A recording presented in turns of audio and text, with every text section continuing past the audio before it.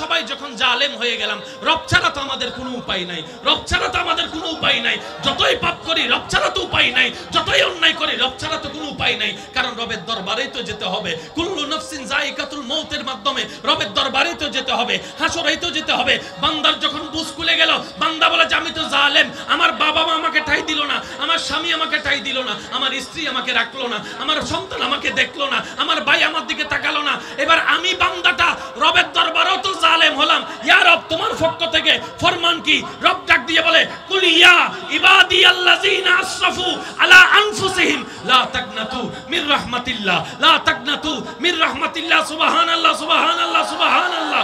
লা তাকনাতু মির রাহমাতিল্লাহ। আল্লাহ পাক বলে, ও নবী, আপনি আমার বান্দাদের ভিতরে যারা নিজেদের উপর জুলুম করছে তাদেরকে ডেকে ডেকে বলে দেন তারা যেন আমি রবের রহমত থেকে নিরাশ না হয়। এবার সন্তান যখন জালেম, মা বাবা বলে যে তোর কোনো ঠাঁই নাই আমার ঘরে। মা বাবা যখন জালেম, সন্তান বলে যে তোমাকে দেখার কোনো আমার দরকার নেই। বউ যখন হয়ে গেল জালেম, স্বামী বলে যে তোর সাথে আমার কোনো সম্পর্ক রাখার দরকার নাই, সংসার করার ইচ্ছা নাই। স্বামী যখন হয়ে গেল জালেম, বউ বলে যে তোমার সাথে থাকার আমার কোনো ইচ্ছা নাই।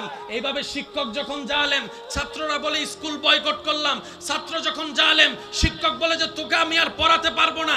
একজন জালেম হলে আরেকজন তাকে গ্রহণ করতে পারে না, গ্রহণ করতে চাই না। এবার বলে যে জালেমের কোনো জায়গা নাই। রব বলে যে আমার জালেম বান্দাগুলা কই? সাথে সাথে আমরা সবাই বললাম লাব্বাইক, আল্লাহ আসি আসি আসি। আল্লাহ তুমি ডাকলা আমাদেরকে, বাবা তো ডাকে নাই, মা তো ডাকে নাই, স্বামী তো ডাকে নাই, স্ত্রী তো ডাকে নাই, তুমি ডাকলা তো ডাকলা, ইয়া ইবাদি বলে ডাকলা, আমার বান্দা বলে ডাকলা, আমার বান্দা বলে ডাকলা। বাপে তো আমার ছেলে বলে নাই, স্বামী তো আমার বউ বলে নাই, তুমি তো আমাকে আমার বান্দা বলে ডাকলা। আল্লাহ এত জুলুম করার পর, এত অন্যায় করার পর, এত গুনাহ করার পর, এত পাপ করার পর আমাকে এখনো তোমার বান্দা বলে ডাকতেছো। রব বলে যে এটাই তো তোদেরকে বোঝাতে চাই, আমি রবের চাইতে তোদেরকে আর কেউ বেশি ভালোবাসে না, আর কেউ মায়া করে না, আর কেউ যত্ন করে না। আমি রবে তোদেরকে ভালোবাসি, আমিও চাই তোরা আমাকে ভালোবাস। মহব্বত কেন? শুধু এতটুক বলা, একটা আয়াত বুঝার জন্য, আর কিচ্ছু না।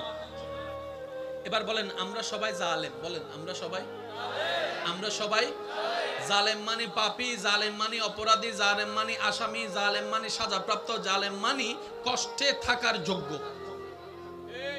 ঠিক আছে? এবার আমরা সবাই হয়ে গেলাম জালেম, আমরা সবাই হয়ে গেলাম, জোরে বলেন না, আমরা সবাই হয়ে গেলাম। তাহলে জালিমের জায়গা, পাপীর জায়গা কোথাও? রব বলে যে আমার কাছে আয়, জায়গা আছে, দয়াও আছে, মায়াও আছে। এবার একটু আয়াতটা খেয়াল করবেন, হাজারবার শুনছেন, আমি একটু স্মরণ করে দিচ্ছি। লা তাকনাতু মির রাহমাতিল্লাহ, একটু সবাই মিলে বলি, লা তাকনাতু মির রাহমাতিল্লাহ। আল্লাহ বলছেন, হে আমার পাপী বান্দা, যতই পাপ করো না কেন আমি রবের রহমত থেকে নিরাশ হইও না। লা তাকনাতু মির রাহমাতিল্লাহ, হে আমার বান্দারা, কোন পরিস্থিতিতেই আমার রহমত থেকে নিরাশ হইও না। কি থেকে? বান্দা তোরে চোখ দিছি, রহমত দেওয়া শেষ করি নাই। লা তাকনাতু, কবি ভি মায়ুস মত হোনা মেরে রহমত সে। রব বলে যে যা দিয়েছি সব রহমত, যা আছে তা রহমত, আর নিরাশ হইস না, যা দিব তাও রহমত। আমি দিতেই থাকবো, তুই নিতেই থাকবি, আমি দিতেই থাকবো, তুই নিতে থাকবি। সবে আমি আল্লাহ তোদের কাছে চাই তোরা যেন সবসময় শুকরিয়া আদায় করস। আমি রব যখন চাই ইজ্জত দিই, কিন্তু কোন বান্দা যদি সে ইজ্জতকে অবহেলা মনে করে, দুর্বলতা মনে করে, অন্যায় করে, জুলুম করে, আমি রব সেটা আর বেশি দিন রাখি না। ওয়াতু ইজ্জু মানতাশা যেমন সত্য, ওয়াতু জিল্লু মানতাশা এটাও তেমন সত্য। আমি সবাইকে দিই, কাউকে বঞ্চিত করি না, কিন্তু যে নিয়ামত পেয়ে শুকরিয়া করে, যে নিয়ামত পেয়ে নম্রতা করে, যে নিয়ামত পেয়ে ক্ষমতা দেখায় না, যে নিয়ামত পেয়ে মানুষের উপকার করে, আমি আল্লাহ তাকে দুনিয়াতেও সম্মান দিয়ে আখিরাতেও সম্মান দিয়ে দিব। কিন্তু কেউ যদি উল্টা করে, অহংকারী হয়, এমন কোমর ভাঙা হবে যে দাঁড়ানোর আর কোনো সুযোগ। আচ্ছা, এই আইন কি শুধু আমার জন্য, আপনার জন্য, আমাদের জন্য না? সবার জন্য। এবার অহংকারী যদি চাচা হয়, ধরা, জালেম যদি মামা হয়, জোরে বলতে হবে, জালেম যদি মামা হয়, জালেম যদি জেঠা হয়, জালেম যদি দাদা হয়, জালেম যদি নানা হয়, বাটপাট যদি চাচা হয়, বাটপাট যদি ভাই হয়, জমিন ধ্বংস, জমিন বুককারী যদি, দখলকারী যদি ভাই হয়, বোন হয়, চাচা হয়, নিয়ম সবার এক, পরিচয় যার যেটাই হোক। বলে না সবার বিচার কি? আমার অনেক ভাইয়েরা বলে এত জুলুম করে সে, এত অন্যায় করে, আল্লাহ তারে ধরে না কেন? উত্তরটা জেনে নেন। আল্লাহ তারে ধরবে ধরার সময় আসলে। আপনার আমার টাইমে আল্লাহ ধরবে না। কথা বলে না। আপনার আমার মন মতো টাইমে আল্লাহ ধরবে না। আল্লাহ আল্লাহর সময়ে ধরবে। আর আল্লাহর সময়টা কখন? আল্লাহ পাক বলে আমার সময়টা হচ্ছে উপযুক্ত সময়, যে সময় ধরলে তার কোমর এমনি ভেঙে যাবে, জনগণ দশের সামনে তার চোখ এমনি নিচু নেমে যাবে। আল্লাহর ধরার থেকে কেউ বাঁচার কোন উপায়? এবার আপনি মানেন না মানেন, এটাই সত্য। আমি কি বুঝাতে পারছি কথা? মানেন না মানেন, এটা মেনে নিতেই হবে। রব বলে যে আমি দিতে থাকবো, তুই নিতে থাকবি। তুই আমাকে একটা জিনিস দিস, আল্লাহ কি দিব? শুকরিয়া করিস। তো শুকরিয়া মানে কি? বেশিরভাগ মানুষ আমরা বলবো শুকরিয়া মানে আলহামদুলিল্লাহ, কথা কিন্তু ঠিক, কিন্তু আলহামদুলিল্লাহ কোন ফিলিংসে বলতে হবে এটাও তো বুঝতে হবে। আলহামদুলিল্লাহ আলহামদুলিল্লাহ হবে না, আলহামদুলিল্লাহ পেরেশান হয়েও আলহামদুলিল্লাহ হবে না, দেমাগ দেখায় রাগ দেখায় আলহামদুলিল্লাহ বলে হবে না। তো কিভাবে বলতে হবে? ওয়া ইবাদুর রহমান আল্লাযীনা ইয়ামশুনা আলাল আরদি হাওনান, ওই আয়াতের ছায়াতলে রব বলে যে বিনয়ী হয়ে আলহামদুলিল্লাহ বল, নম্র হয়ে আলহামদুলিল্লাহ বল, বিনয়ী হয়ে আলহামদুলিল্লাহ বল, গুনাহগার হয়ে আলহামদুলিল্লাহ বল, অহংকার ছাড়া আলহামদুলিল্লাহ বল, ভালোবেসে আলহামদুলিল্লাহ বল। আমি আলহামদুলিল্লাহ বললে আল্লাহ তুমি কি দিবা? রব বলে যে আরো বাড়াই দিব। এই শব্দটা আমরা সবাই জানি, শুকরিয়া করলে আল্লাহ আরো কি দিবে। কিন্তু এই বাড়াই দেওয়ার শব্দটা যে কত বাড়াই, কখনো খেয়াল করছেন? তুই ভাত খাস তখন আমার রহমত থেকে নিরাশ হইস না। রব বলে যে বান্দা তোর খিদা যে লিখেছে ওই খিদাটা আমি রবের রহমত। বান্দারে তোর খিদার মধ্যে যে খাবারের দরকার সেই খাবারটা আমি রবের দেওয়া রহমত। তোর বউয়ে, তোর মায়ে, তোর বোনে যে রান্না করেছে ওই রান্না করাটা আমি রবের রহমত। আগুনটা আমি রবের রহমত, নুনটা আমি রবের রহমত। একটু মনোযোগ মনোযোগ, সুবহানাল্লাহ। তোর যে মশলা লাগবে মশলাটা আমি রবের রহমত, দুনিয়াটা আমি রবের রহমত, আমি রবের রহমত। তোর যে রান্নার যে সরঞ্জাম সবগুলাই আমি রবের রহমত। তোর বউয়ে, তোর বোনে, তোর মা যে রান্না করার পরে একটুখানি মজা হয়েছে কিনা জিহ্বা দিয়ে চেটে দেখেছে, ওই জিহ্বার স্বাদটা আমি রবের দেওয়া রহমত, আমি রবের দেওয়া রহমত। সুবহানাল্লাহ। চুল পড়েছে কি পড়ে নাই, ময়লা পড়েছে কি পড়ে নাই দেখার জন্য যে চোখটা, এই চোখটা আমি রবের দেওয়া রহমত। সুবহানাল্লাহ। তুই যে খাবারটা তোর সামনে এনেছে ওই খাবার আনাটা আমি রবের দেওয়া রহমত। সুবহানাল্লাহ সুবহানাল্লাহ। তুই যখন প্লেট নিয়ে বসেছিস এটা আমার রহমত, তুই যখন চোখে দেখছিস এটা আমার রহমত, তুই যখন হাত দিয়ে ধরছিস এটা আমার রহমত, তোর আঙ্গুল যে ধরছিস এটা আমার রহমত, তুই যে নলা বানায় মুখে নিলি এটা আমার রহমত, তুই যে জিহ্বার স্বাদ নিলি এটা আমার রহমত। সুবহানাল্লাহ বলতে থাকি না? জিহ্বাটা দিয়ে যে তুই স্বাদ দিলি এটা আমার রহমত, দাঁত দিয়ে যে তুই চিপলি এটা আমার রহমত। তুই যে খাবারটা চিবানোর পরে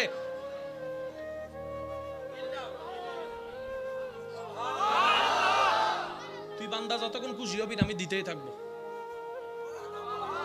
লা আজিদান্নাকুম, অবশ্যই আমি বাড়াই দিব।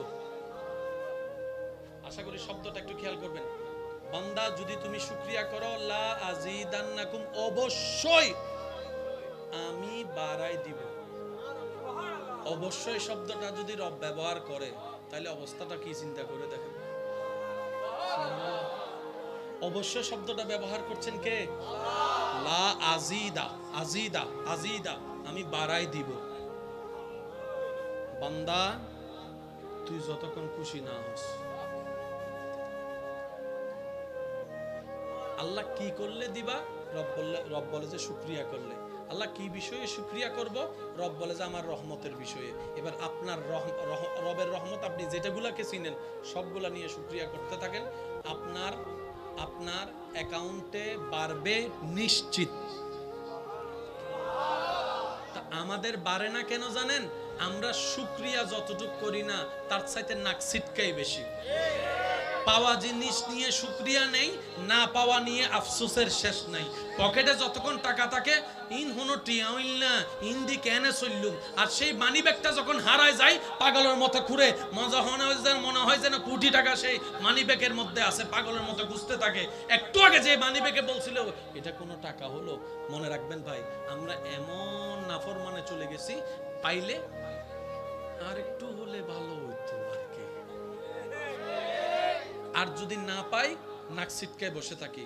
দাওয়াত পাইলে ও দিছে আর কি, এমনি দাওয়াত একটা দিছে আর কি ফরমাল, আর যদি দাওয়াত না দেয় পুরা এলাকায় খবর দেয়, দেখছস ওর মাইয়ার বিয়ে, আমাকে একবার দাওয়াত দেয় নাই, আমাকে একবার দাওয়াত দেয় নাই। এইগুলার কারণে আমরা রবের বান্দা হয়েও পাওয়ার কোটা আমাদের বাড়ছে না। কেন? আমরা চাইতেও জানি না, নিতেও জানি না, রাখতেও জানি না। কথা বলেন ঠিক কিনা? আজকে একটা কথা মনে রাখবেন, আল্লাহ সব বান্দাকে পরীক্ষা করে। পরীক্ষা মানে এটা নয় যে আপনি অভাবে আছেন, আপনার ঘর নাই, বাড়ি নাই, ব্যবসা নাই, চাকরি নেই, না। আল্লাহ অনেক সময় নিয়েও পরীক্ষা করে, আল্লাহ তাআলা অনেক সময় দিয়েও পরীক্ষা করে। এই শব্দটা মনে রাখবেন। কারো যদি অনেক টাকা থাকে, অনেক সম্পদ থাকে, আপনি মনে করেন না আল্লাহ আপনার উপর খুশি হয়েছে, এটা মনে করার কোনো সুযোগ। বরং যাদের কাছে নাই তাদের চাইতে বড় পরীক্ষায় ফেলে আল্লাহ তাদেরকে, যাদের কাছে আছে। কারণ অভাবে রব মনে থাকে, অভাবে রব মনে থাকে, বিপদে রব মনে থাকে, অসুস্থ দেহের মধ্যে রব মনে থাকে। আর সম্পদের মোহে যখন ডুবে যায় তখন রবের কথা মনে থাকে না। সেজন্য রবকে বলবেন, দোয়া করবেন, ইয়া রব আমাকে অতটুক সম্পত্তি দাও যতটুক সম্পদের মালিক হলে আমি এবং আমার পরিবার সচ্ছলতার সাথে কারো সামনে হাত পাতা ছাড়া মাথা উঁচু করে বেঁচে থাকতে পারবো, অতটুক সম্পদ দাও। আল্লাহ আমাকে অতটুক সম্পদ দিও না যে সম্পদ পেলে আমি নাফরমানের মতো তোমাকে ভুলে যাব, ওই সম্পদের কোনো দরকার নাই। সুবহানাল্লাহ। এই দোয়াটা করা যাবে ইনশাআল্লাহ? এই দোয়া করা যাবে? আল্লাহ সম্পদ চাই অতটুক যতটুক পেলে চলা যায়, ওই সম্পদের দরকার নাই যে সম্পদ পেলে তোমাকে ভুলে যায়, ওটার দরকার। এই শব্দটা একটু মনোযোগ দিবেন। কি থেকে নিরাশ হতে আল্লাহ মানা করছেন? রহমত কি বুঝার দরকার। এই যে আপনি আমার দিকে তাকছেন, দেখছেন, এটাও রহমত। আপনারা যে আমাকে দেখছেন ভাইয়া, এটাও রহমত। আমার কথা শুনছেন, এটাও রহমত। সুবহানাল্লাহ একটু জোরে জোরে বলে শুনুন। হেঁটে এসেছেন, রহমত। বসেছেন, রহমত। দাঁড়াচ্ছেন, রহমত। হাঁটছেন, রহমত। কথা বলছেন, রহমত। কথা শুনছেন, রহমত। বুঝতে পারছেন, রহমত। কোন ভাষা কি জানতে পারছেন, রহমত। ঘরে রহমত, মা বাবা রহমত, স্বামী রহমত, স্ত্রী রহমত। সুবহানাল্লাহ জোরে জোরে বলতে হবে। সন্তান রহমত, ব্যবসা রহমত, চাকরি রহমত, দেখতে পারা রহমত, সন্তান রহমত, নাতি রহমত, পতি রহমত, ঘর রহমত, চাকরি রহমত, ডানে রহমত, বামে রহমত, সূর্য রহমত, চন্দ্র রহমত, সাগর রহমত, নদী রহমত, আকাশ রহমত, বৃষ্টি রহমত, মেঘ রহমত। সুবহানাল্লাহ বলেন না?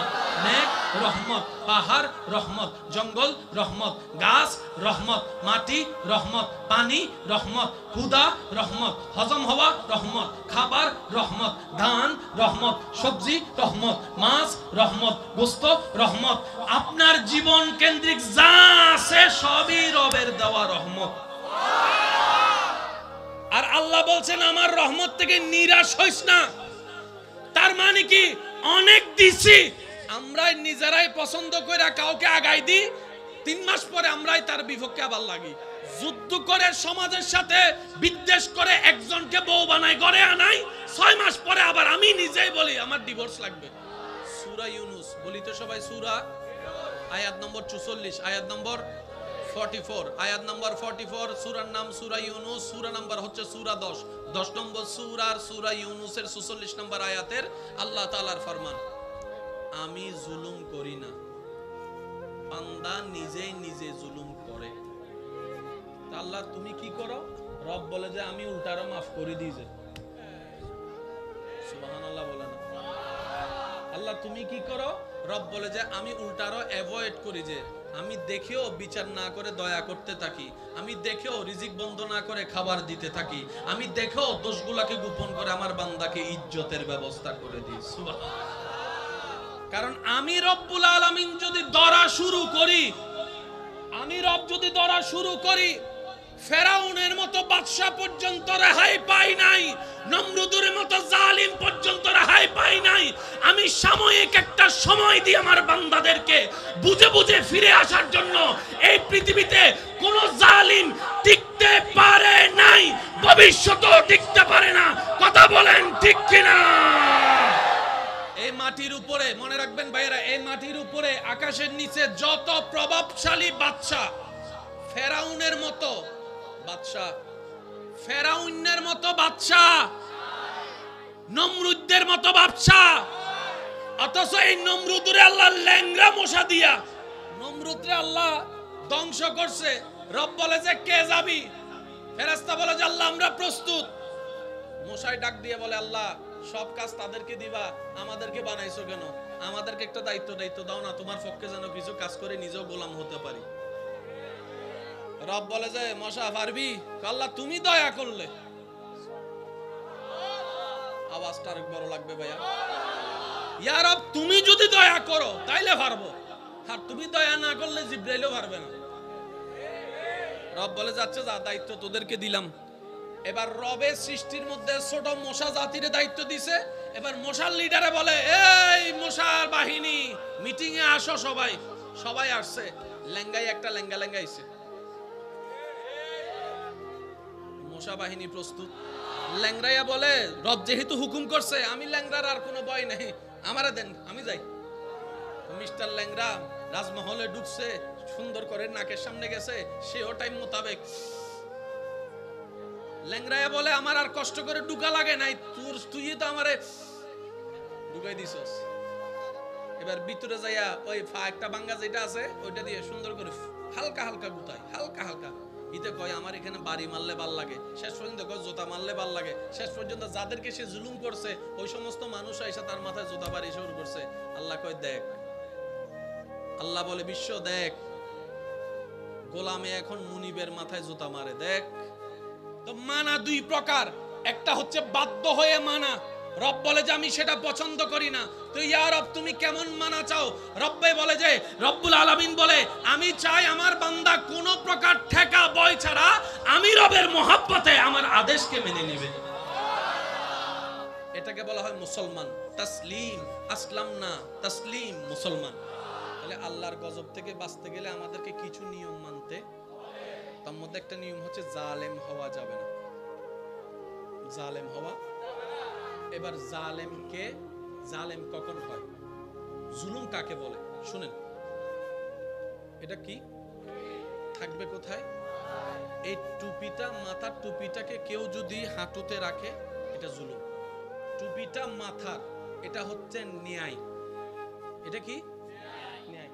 এইটাকে যদি আমি হাঁটুতে রাখি, হাঁটুতে ব্যবহার করি, এটার নাম জুলুম। এটার নাম কি? একজনে ভাত খেতে পারবে 1 প্লেট, তাকে যদি আপনি জোর করে 3 প্লেট খাওয়ান,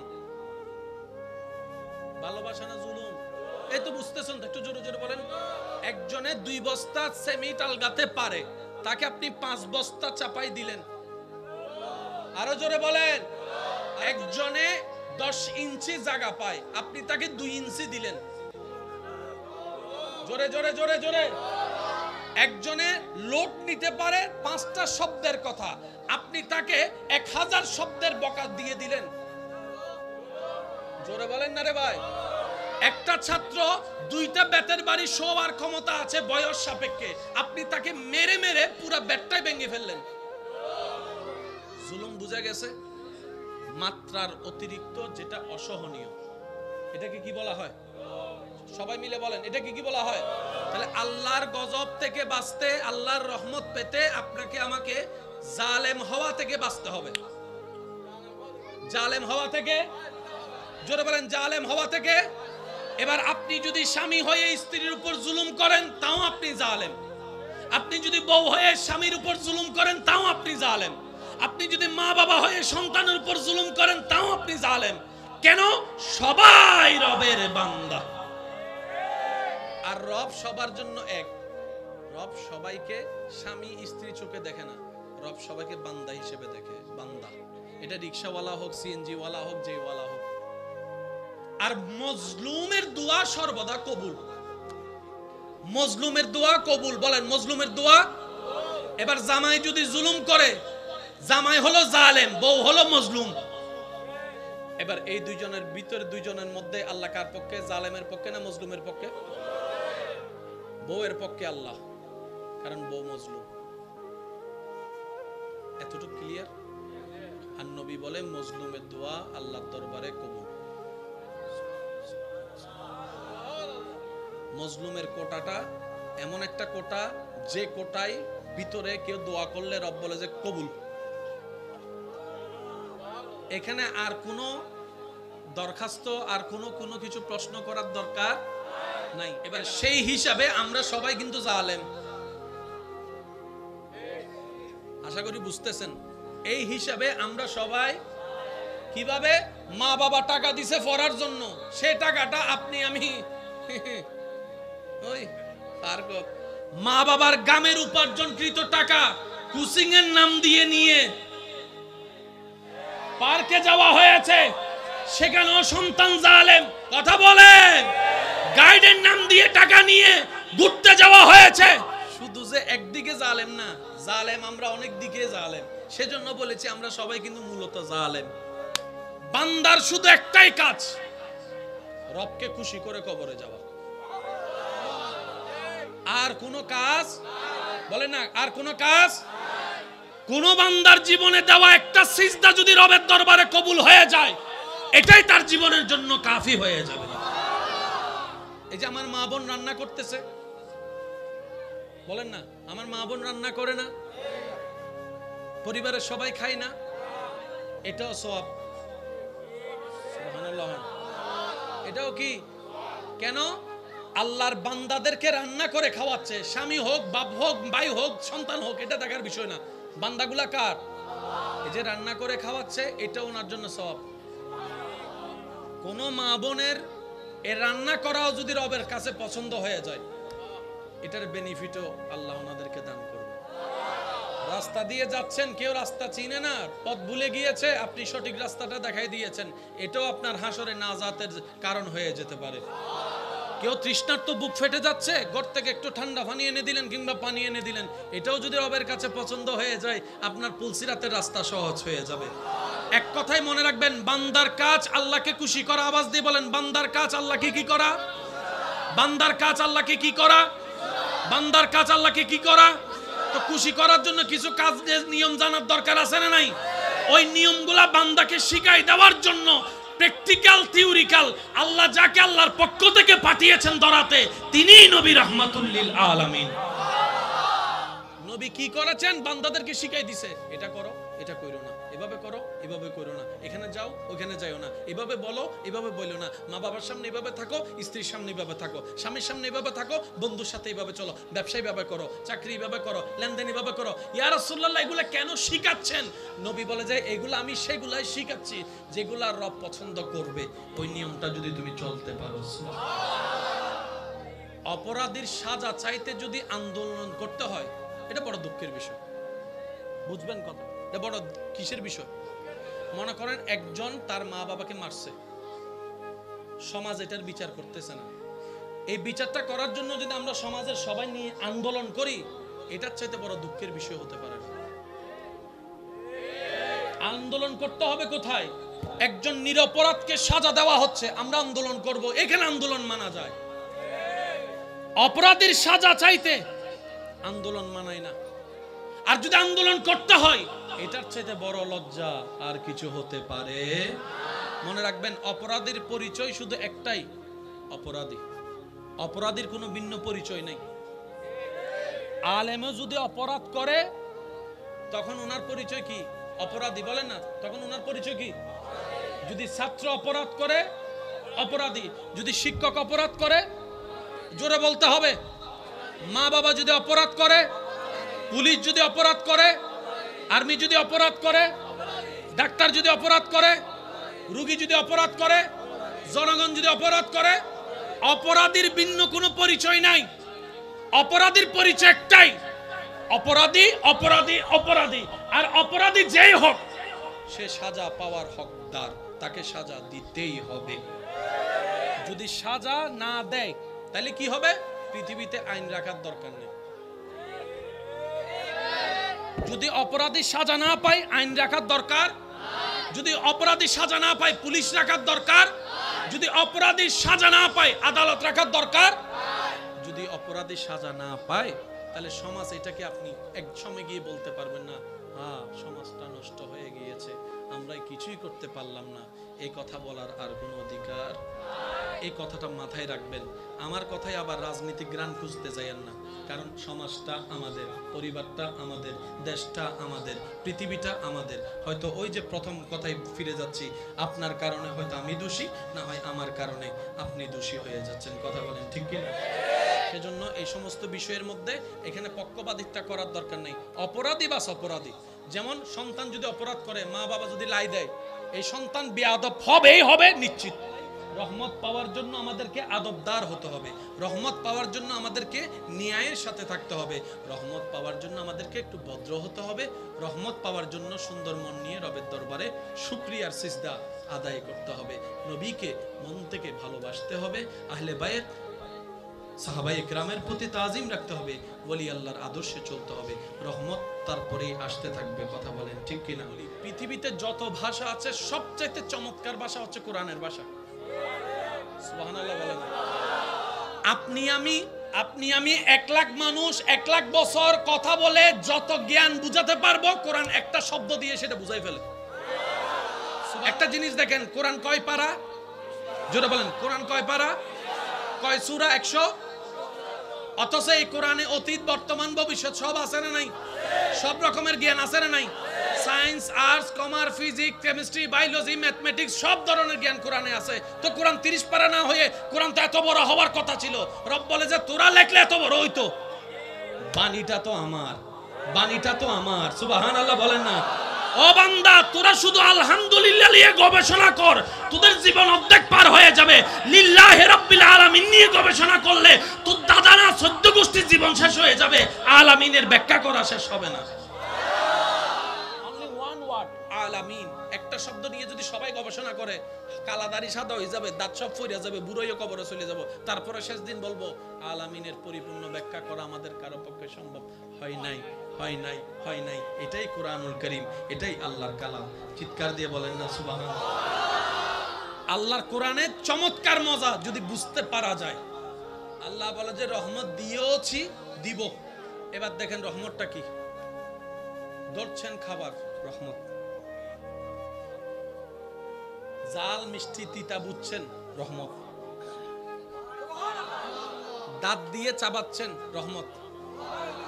আজকে আমার একটা অনুরোধ, খেয়াল করবেন, বাড়িতে গিয়ে শোবার পরে নিজের দাঁতগুলোকে একটু দেখবেন। আল্লাহর যে কত বড় রহমত আপনার দাঁতে আছে। একটু পিছনের দিকে চলে যান, দাঁতগুলো একদম চ্যাপ্টা এবং চতুর্ভুজের মতো। মাঝখানেও জায়গা আছে, ডাইনেও জায়গা আছে, বামেও জায়গা আছে, এরকম। একটু সামনের দিকে আসবেন, এরকম। এর থেকে একটু সামনের দিকে আসবেন, এরকম। আল্লাহ এত ধরনের দিলা কেন? এবার ডাক্তারে বলে খাবার যদি খাও ভালো করে চিবিয়ে খাও, যেন হজমটা তাড়াতাড়ি হয়। তো চিবানোর জন্য দাঁতের দরকার আছে না নাই? এবার সামনে চাপ দিয়ে খাবার চিবাই দেখান তো। আপনার খাবারটা চিবানোর জন্য যে দাঁতের দরকার, যে দাঁতের স্ট্রাকচার দরকার, সেটা আল্লাহ আপনার পিছনের সাইডে দিয়েছেন এইভাবে। ওই অনেকটা, ওই যে আমরা রুটি বানানোর সময় চাপ দিই, হজম হওয়ার ব্যবস্থা আল্লাহ দাঁতে রেখে দিয়েছে।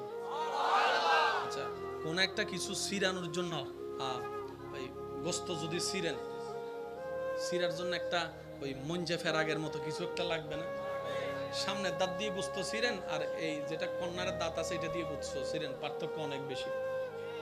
গোস্ত ছিরার দাঁতও আল্লাহ দিয়ে দিয়েছে। এবার এই গোস্ত সিরার দাঁতটা যদি ডাইরেক্ট সামনে থাকতো কি বিশ্রী লাগতো, বুঝতেছো না মনে আমার কথাটা? যেটা মঞ্চা দাঁত, গোস্ত সিরার দাঁত, এটা যদি সামনে দুই দাঁতের মধ্যে থাকতো রাক্ষু শূন্য না লাগতো। আল্লাহ পাক বলে যে না, তোকে দেখতে সুন্দর লাগবে না, তাই আমি তোর মুখের সাথে, ঠোঁটের সাথে, নাকের সাথে ম্যাচিং করে যে রকম দাঁত যায় আমি সেই দাঁতটাই তোর ফ্লোরের মধ্যে সামনের দিক দিয়ে এনে দিয়ে। এবার মুখটা একটু বন্ধ করেন, মুখ বন্ধ করেন, দাঁতে দাঁত লাগান। এবার দেখেন নিচের দাঁতটা ভিতরের দিকে, বাহিরের দাঁতটা উপরের দাঁতটা বাহিরের দিকে। মুখ লাগাই দেখেন না, আমার কথা বিশ্বাস করতে হবে কেন? বরাবর দাঁত নয়, বরাবর দাঁত হলে অসুন্দর হতো, কিন্তু আল্লাহ এমন ভাবে দাঁতের ডিজাইন করেছেন, নিচের মাড়িটা একটু এভাবে রেখেছেন, উপরের মাড়িটা একটু এভাবে রেখেছেন, যেন সুন্দর করে সেইনের মতো খাবে খাপ মিলে যায়। এবার দাঁত কয়টা? 32টা। বলেন না, যেটা সবাই জানে আর কি। দাঁত কয়টা? দাঁত কয়টা? জিহ্বা কয়টা? আর জিহ্বা দাঁতের সম্পর্ক কি? বন্ধু না শত্রু? বন্ধু। জিহ্বার দাঁত বন্ধু। আচ্ছা, মাঝে মধ্যে একটু দাঁতে যখন জিহ্বাকে আদর করে তখন কেমন লাগে দেখেন? ভুল করে যদি দাঁতের কামড় জিহ্বায় পড়ে তখন বন্ধু না শত্রু দেখেন? দাঁত এবং জিহ্বা শত্রু কেন? দাঁত হচ্ছে শক্ত, জিহ্বা হচ্ছে নরম। তো শক্ত আর নরম তো বন্ধু হতে, বাঘ আর হরিণ তো বন্ধু হতে। দাঁত শক্ত, আঘাত দেওয়া, জিহ্বা নরম, এটা বন্ধু হতে পারে না। আল্লাহ তাআলা আপনার এতগুলা দাঁতের মাঝখানে সেই জিহ্বাটাকে কিভাবে সেটিং করছেন, আপনি মুখটা বন্ধ করলে দেখবেন এই জিহ্বাটা চাইলে আপনি যখন ঠোঁট দিকে বের করেন অনেক লম্বা হয়ে যায়। আমি যখন এটা বের করে অনেকে দেখবেন কয় জিহ্বা দিয়ে নাক ধরত, নকলে ভালো রে, জিহ্বা দিয়ে নাক ধরত, সেও সুন্দর করে জিহ্বাটা বাইর করে নাক ধরার চেষ্টা করে। অনেকে পারে না, কিন্তু অনেকে দেখবেন নাক পর্যন্ত লাগাই ফেলে। যার জিহ্বা নাক পর্যন্ত লাগে, এই জিহ্বাটা মুখে আটার কথা নয়। আল্লাহ তাআলা এমন ভাবে জিহ্বাকে সেটিং করেছেন, আপনি যখন মুখ বন্ধ রাখেন মুখের মধ্যে এটে যায়, আপনি যখন খাবার খান খাবারের মধ্যে কাজ করা শুরু করে। সুবহানাল্লাহ। খাবার খান কি দিয়ে? মুখ বলেন না ভাইয়া, খাবার খান কি দিয়ে? চিবান কি দিয়ে? তখন জিহ্বা কই থাকে? খেয়াল করছেন কখনো? আজকে খাবার সময় একটু খেয়াল করেন তো, আপনি যখন ভাত খান তখন জিহ্বা কি করে? এই জীবনে একবারও খেয়াল করছি এই কথা? এই জীবনে জিহ্বার কাজটা কি কখনো খেয়াল করছি? আজকে খেয়ালও করবেন, আল্লাহ শুকরিয়াও করবেন। আর একটু জোরে বলেন না। এবার আসেন, কথা বলার জন্য জিহ্বার দরকার আছে না নাই? জিহ্বার কাজটা কি? শব্দ বানাই দেয়।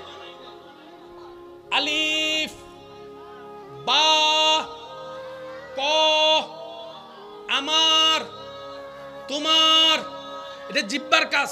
আর যার জিহ্বা নাই, আ আ,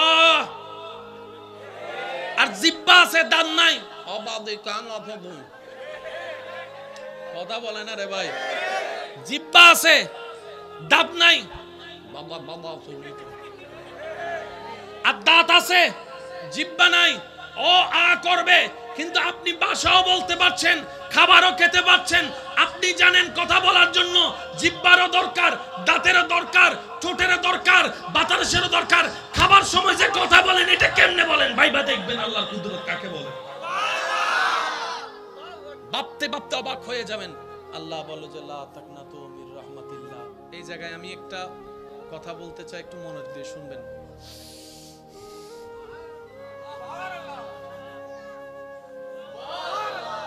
জায়গা কিন্তু একটা,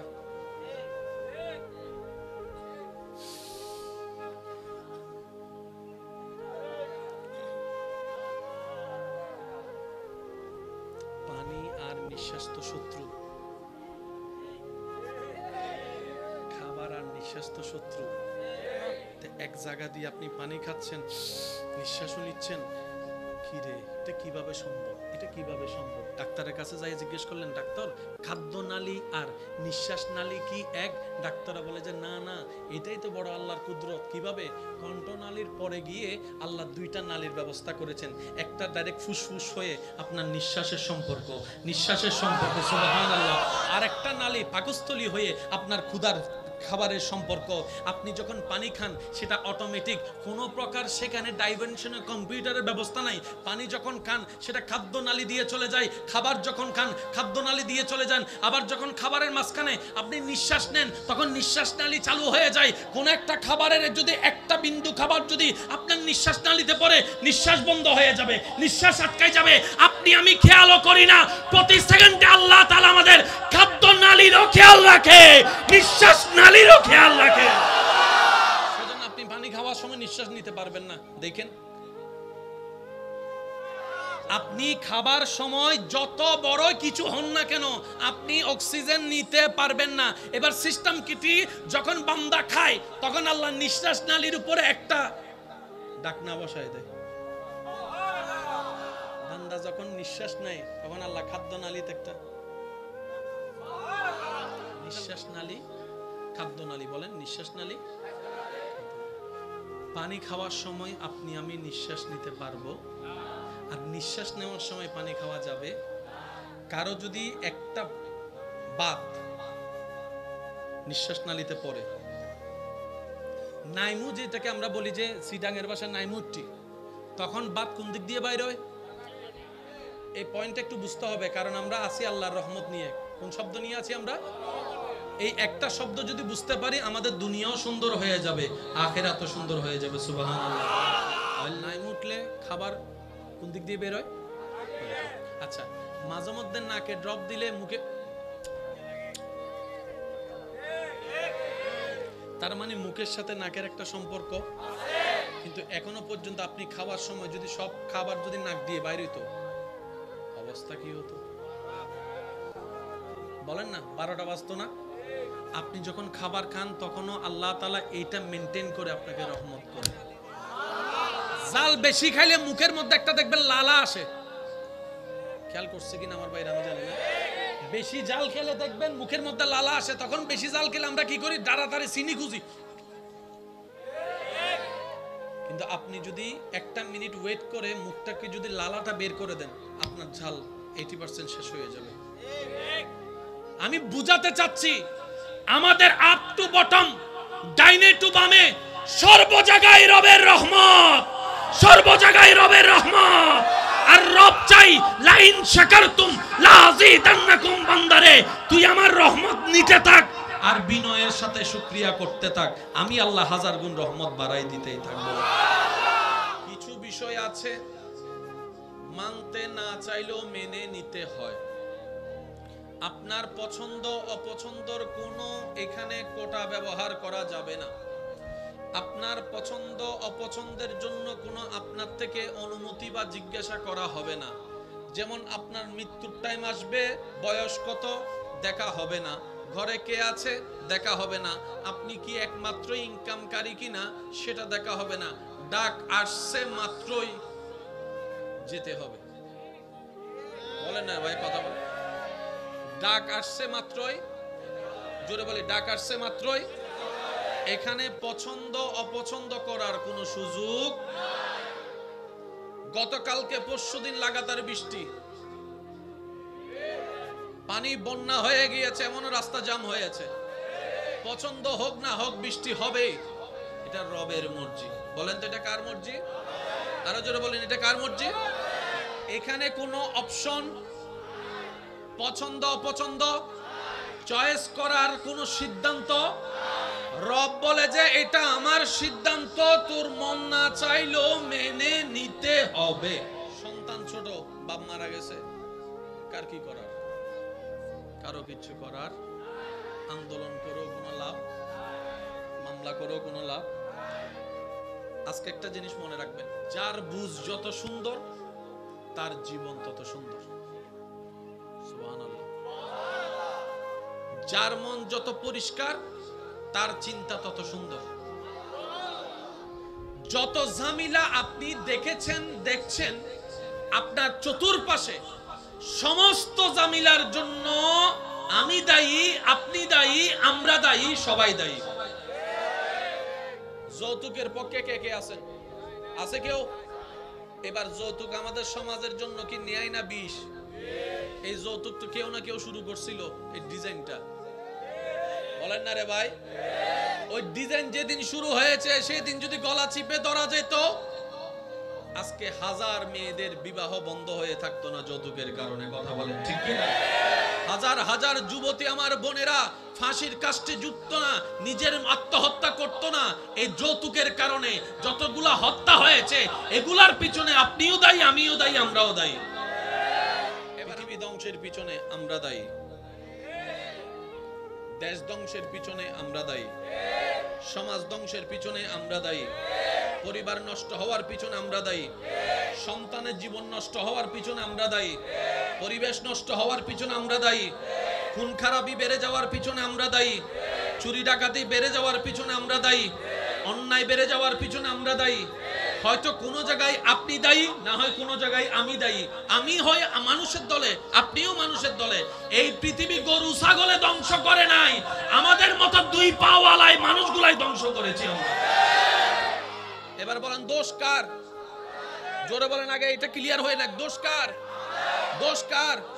দোষ কার? আমাদের। ওই মেঘের গর্ষণে যে আওয়াজটা শুনি আপনি আমি, বিজলি চমকানোর আওয়াজ, এই আওয়াজটা শোনার পিছনেও কিন্তু একটা কারণ আছে।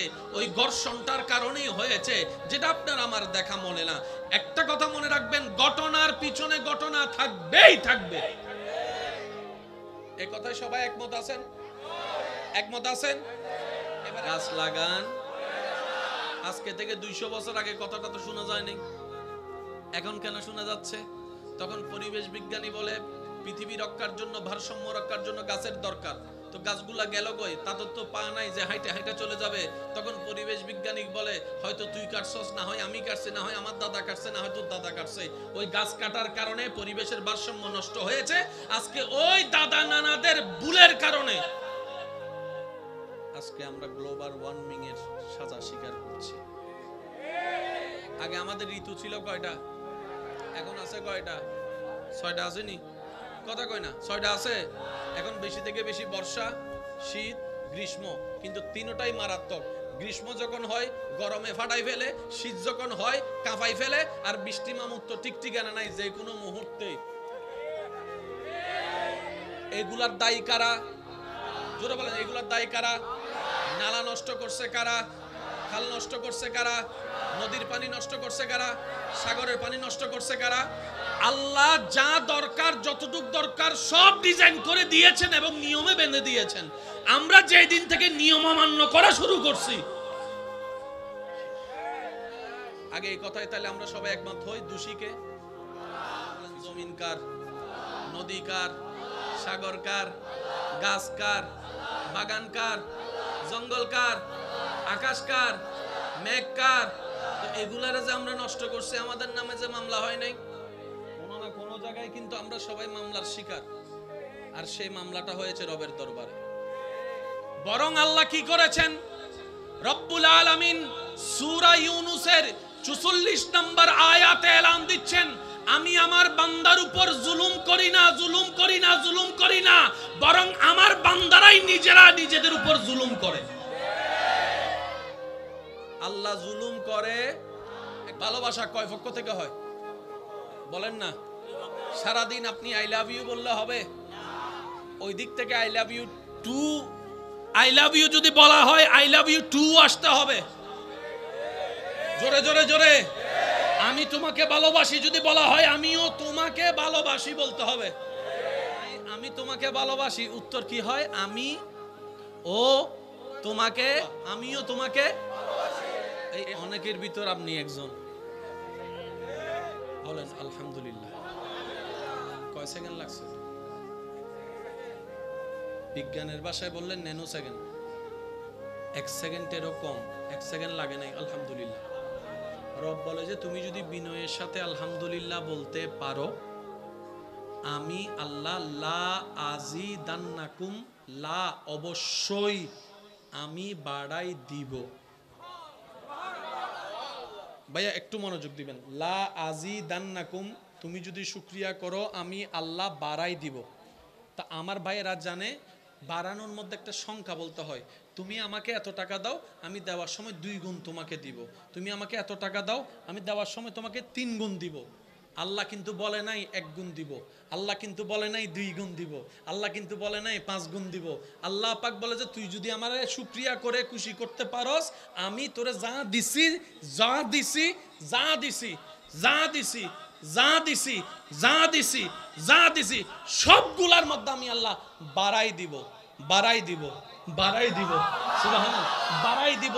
2 গুণ বাড়ানো রব বলে নাই, এমন বলে নাই যে চাউলের বস্তা তোর কাছে একটা আছে আমি 3টা করে দিব, তা বলে নাই।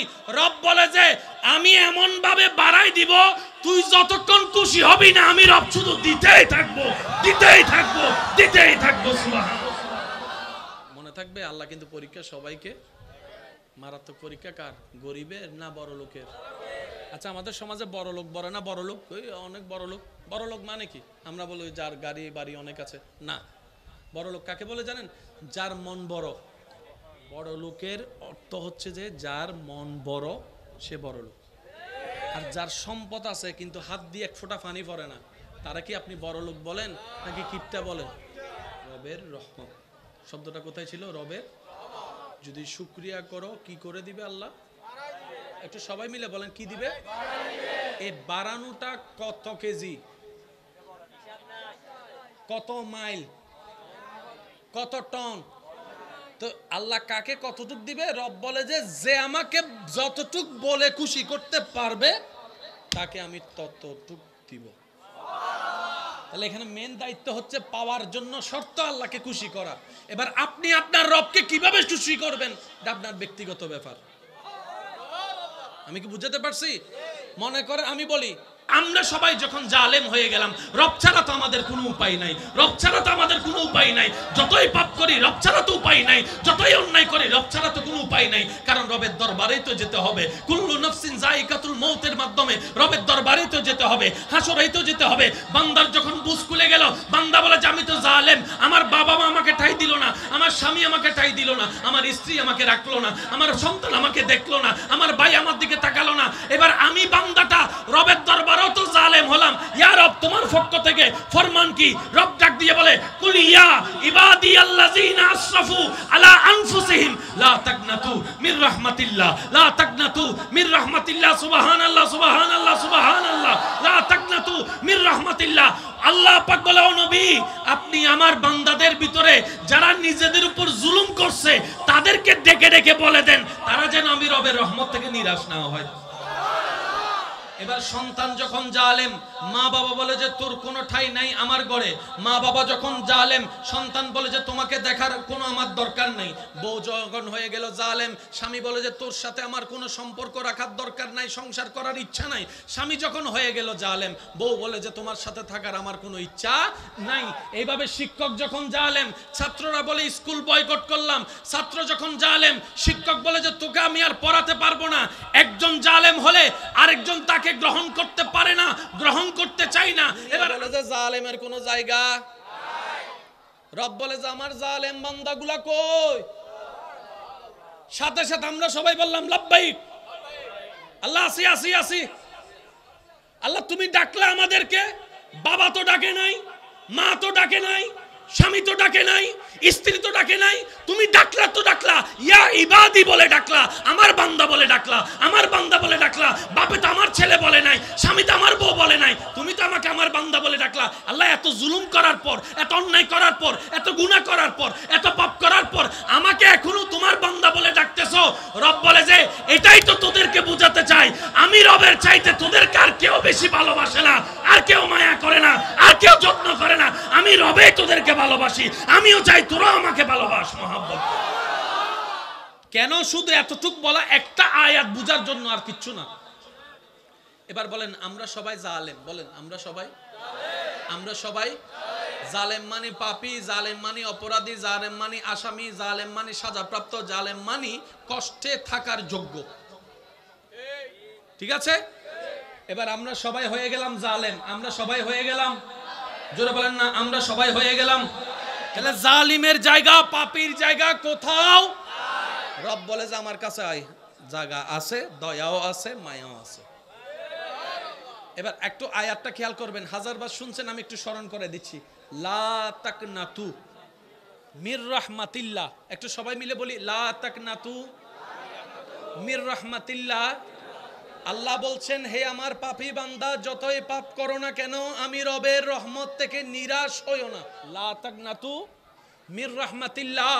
হে আমার বান্দারা, কোন পরিস্থিতিতে আমার রহমত থেকে নিরাশ হইও না।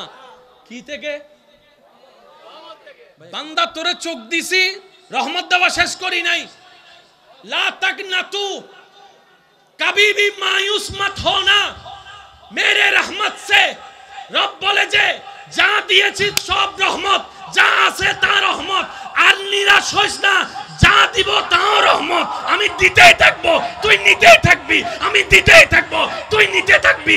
সবে আমি আল্লাহ তোদের কাছে চাই, তোরা যেন সবসময় শুকরিয়া আদায় করস। আমি রব যখন চাই ইজ্জত দিই, কিন্তু কোন বান্দা যদি সেই ইজ্জতকে অবহেলা মনে করে, দুর্বলতা মনে করে, অন্যায় করে, জুলুম করে, আমি রব সেটা আর বেশি দিন রাখি না। ওয়াতু ইজ্জু মান্তাসা যেমন সত্য, ওয়াতু জিল্লু মান্তাসা এটাও তেমন সত্য। আমি সবাইকে দিই, কাউকে বঞ্চিত করি না। কিন্তু যে নিয়ামত পেয়ে শুকরিয়া করে, যে নিয়ামত পেয়ে নম্রতা করে, যে নিয়ামত পেয়ে ক্ষমতা দেখাই না, যে নিয়ামত পেয়ে মানুষের উপকার করে, আমি আল্লাহ তাকে দুনিয়াতেও সম্মান দিই, আখিরাতেও সম্মান দিয়ে দিব। কিন্তু কেউ যদি উল্টা করে, অহংকারী হয়, এমন কোমর ভাঙা হবে যে দাঁড়ানোর আর কোনো সুযোগ। আচ্ছা, এই আইন কি শুধু আমার জন্য, আপনার জন্য, আমাদের জন্য না? সবার জন্য। এবার অহংকারী যদি চাচা হয়, ধরা। জালেম যদি মামা হয়, জোরে বলতে হবে, জালেম যদি মামা হয়, জালেম যদি জেঠা হয়, জালেম যদি দাদা হয়, জালেম যদি নানা হয়, বাটপাট যদি চাচা হয়, বাটপাট যদি ভাই হয়, জমিন ধ্বংস, জমিন বুককারী যদি, দখলকারী যদি ভাই হয়, বোন হয়, চাচা হয়, নিয়ম সবার এক, পরিচয় যার যেটাই হোক। বলে না সবার বিচার কি? আমার অনেক ভাইরা বলে, এত জুলুম করে সে, এত অন্যায় করে, আল্লাহ তারে ধরে না কেন? উত্তরটা জেনে নেন। আল্লাহ তারে ধরবে ধরার সময় আসলে। আপনার আমার টাইমে আল্লাহ ধরবে না। কথা বলে না। আপনার আমার মন মতো টাইমে আল্লাহ ধরবে না। আল্লাহ আল্লাহর সময়ে ধরবে। আর আল্লাহর সময়টা কখন? আল্লাহ পাক বলে আমার সময়টা হচ্ছে উপযুক্ত সময়, যে সময় ধরলে তার কোমর এমনি ভেঙে যাবে, জনগণ দশের সামনে তার চোখ এমনি নিচু নেমে যাবে। আল্লাহর ধরার থেকে কেউ বাঁচার কোনো উপায়? এবার আপনি মানেন না মানেন, এটাই সত্য। আমি কি বুঝাতে পারছি কথা? মানেন না মানেন, এটা মেনে নিতেই হবে। রব বলে যে আমি দিতে থাকবো, তুই নিতে থাকবি। তুই আমাকে একটা জিনিস দিস, আল্লাহ কি দিব? শুকরিয়া করিস। তো শুকরিয়া মানে কি? বেশিরভাগ মানুষ আমরা বলবো শুকরিয়া মানে আলহামদুলিল্লাহ, কথা কিন্তু ঠিক, কিন্তু আলহামদুলিল্লাহ কোন ফিলিংসে বলতে হবে এটাও তো বুঝতে হবে। আলহামদুলিল্লাহ, আলহামদুলিল্লাহ হবে না। আলহামদুলিল্লাহ পেরেশান হয়েও আলহামদুলিল্লাহ হবে না। দেমাগ দেখায়, রাগ দেখায় আলহামদুলিল্লাহ বলে হবে না। তো কিভাবে বলতে হবে? ওয়া ইবাদুর রহমান আল্লাযীনা ইয়ামশুনা আলাল আরদি হাওনান। ওই আয়াতের ছায়াতলে রব বলে যে বিনয়ী হয়ে আলহামদুলিল্লাহ বল, নম্র হয়ে আলহামদুলিল্লাহ বল, বিনয়ী হয়ে আলহামদুলিল্লাহ বল, গুনাহগার হয়ে আলহামদুলিল্লাহ বল, অহংকার ছাড়া আলহামদুলিল্লাহ বল, ভালোবেসে আলহামদুলিল্লাহ বল। আমি আলহামদুলিল্লাহ বললে আল্লাহ তুমি কি দিবা? রব বলে যে আরো বাড়াই দিব। এই শব্দটা আমরা সবাই জানি, শুকরিয়া করলে আল্লাহ আরো কি দিবে। কিন্তু এই বাড়াই দেওয়ার শব্দটা যে কত বাড়াই, কখনো খেয়াল করছেন? তুই ভাত খাস, তখন আমার রহমত থেকে নিরাশ হইস না। রব বলে যে বান্দা তোর খিদা যে লিখেছে, ওই খিদাটা আমি রবের রহমত। বান্দারে তোর খিদার মধ্যে যে খাবারের দরকার, সে খাবারটা আমি রবের দেওয়া রহমত। তোর বউয়ে, তোর মায়ে, তোর বোনে যে রান্না করেছে, ওই রান্না করাটা আমি রবের রহমত। আগুনটা আমি রবের রহমত, নুনটা আমি রবের রহমত। একটু মনোযোগ, মনোযোগ, সুবহানাল্লাহ। তোর যে মশল্লা লাগবে, মশল্লাটা আমি রবের রহমত, দুনিয়াটা আমি রবের রহমত, আমি রবের রহমত। তোর যে রান্নার যে সরঞ্জাম সবগুলাই আমি রবের রহমত। তোর বউয়ে, তোর বোনে, তোর মা যে রান্না করার পরে একটুখানি মজা হয়েছে কিনা জিব্বা দিয়ে চেটে দেখেছে, ওই জিব্বার স্বাদটা আমি রবের দেওয়া রহমত, আমি রবের দেওয়া রহমত। সুবহানাল্লাহ। চুল পড়েছে কি পরে নাই, ময়লা পড়েছে কি পরে নাই দেখার জন্য যে চোখটা, এই চোখটা আমি রবের দেওয়া রহমত। সুবহানাল্লাহ। তুই যে খাবারটা তোর সামনে এনেছে, ওই খাবার আনাটা আমি রবের দেওয়া রহমত। সুবহানাল্লাহ, সুবহানাল্লাহ। তুই যখন প্লেট নিয়ে বসেছিস, এটা আমার রহমত। তুই যখন চোখে দেখছিস, এটা আমার রহমত। তুই যখন হাত দিয়ে ধরছিস, এটা আমার রহমত। তোর আঙ্গুল যে ধরছিস, এটা আমার রহমত। তুই যে নলা বানে মুখে নিলি, এটা আমার রহমত। তুই যে জিব্বার স্বাদ নিলি, এটা আমার রহমত। সুবহানাল্লাহ বলতে থাকি না? জিব্বাটা দিয়ে যদি স্বাদ দিলি, এটা আমার রহমত। দাঁত দিয়ে যে তুই চিপলি, এটা আমার রহমত। তুই যে খাবারটা চিবানোর পরে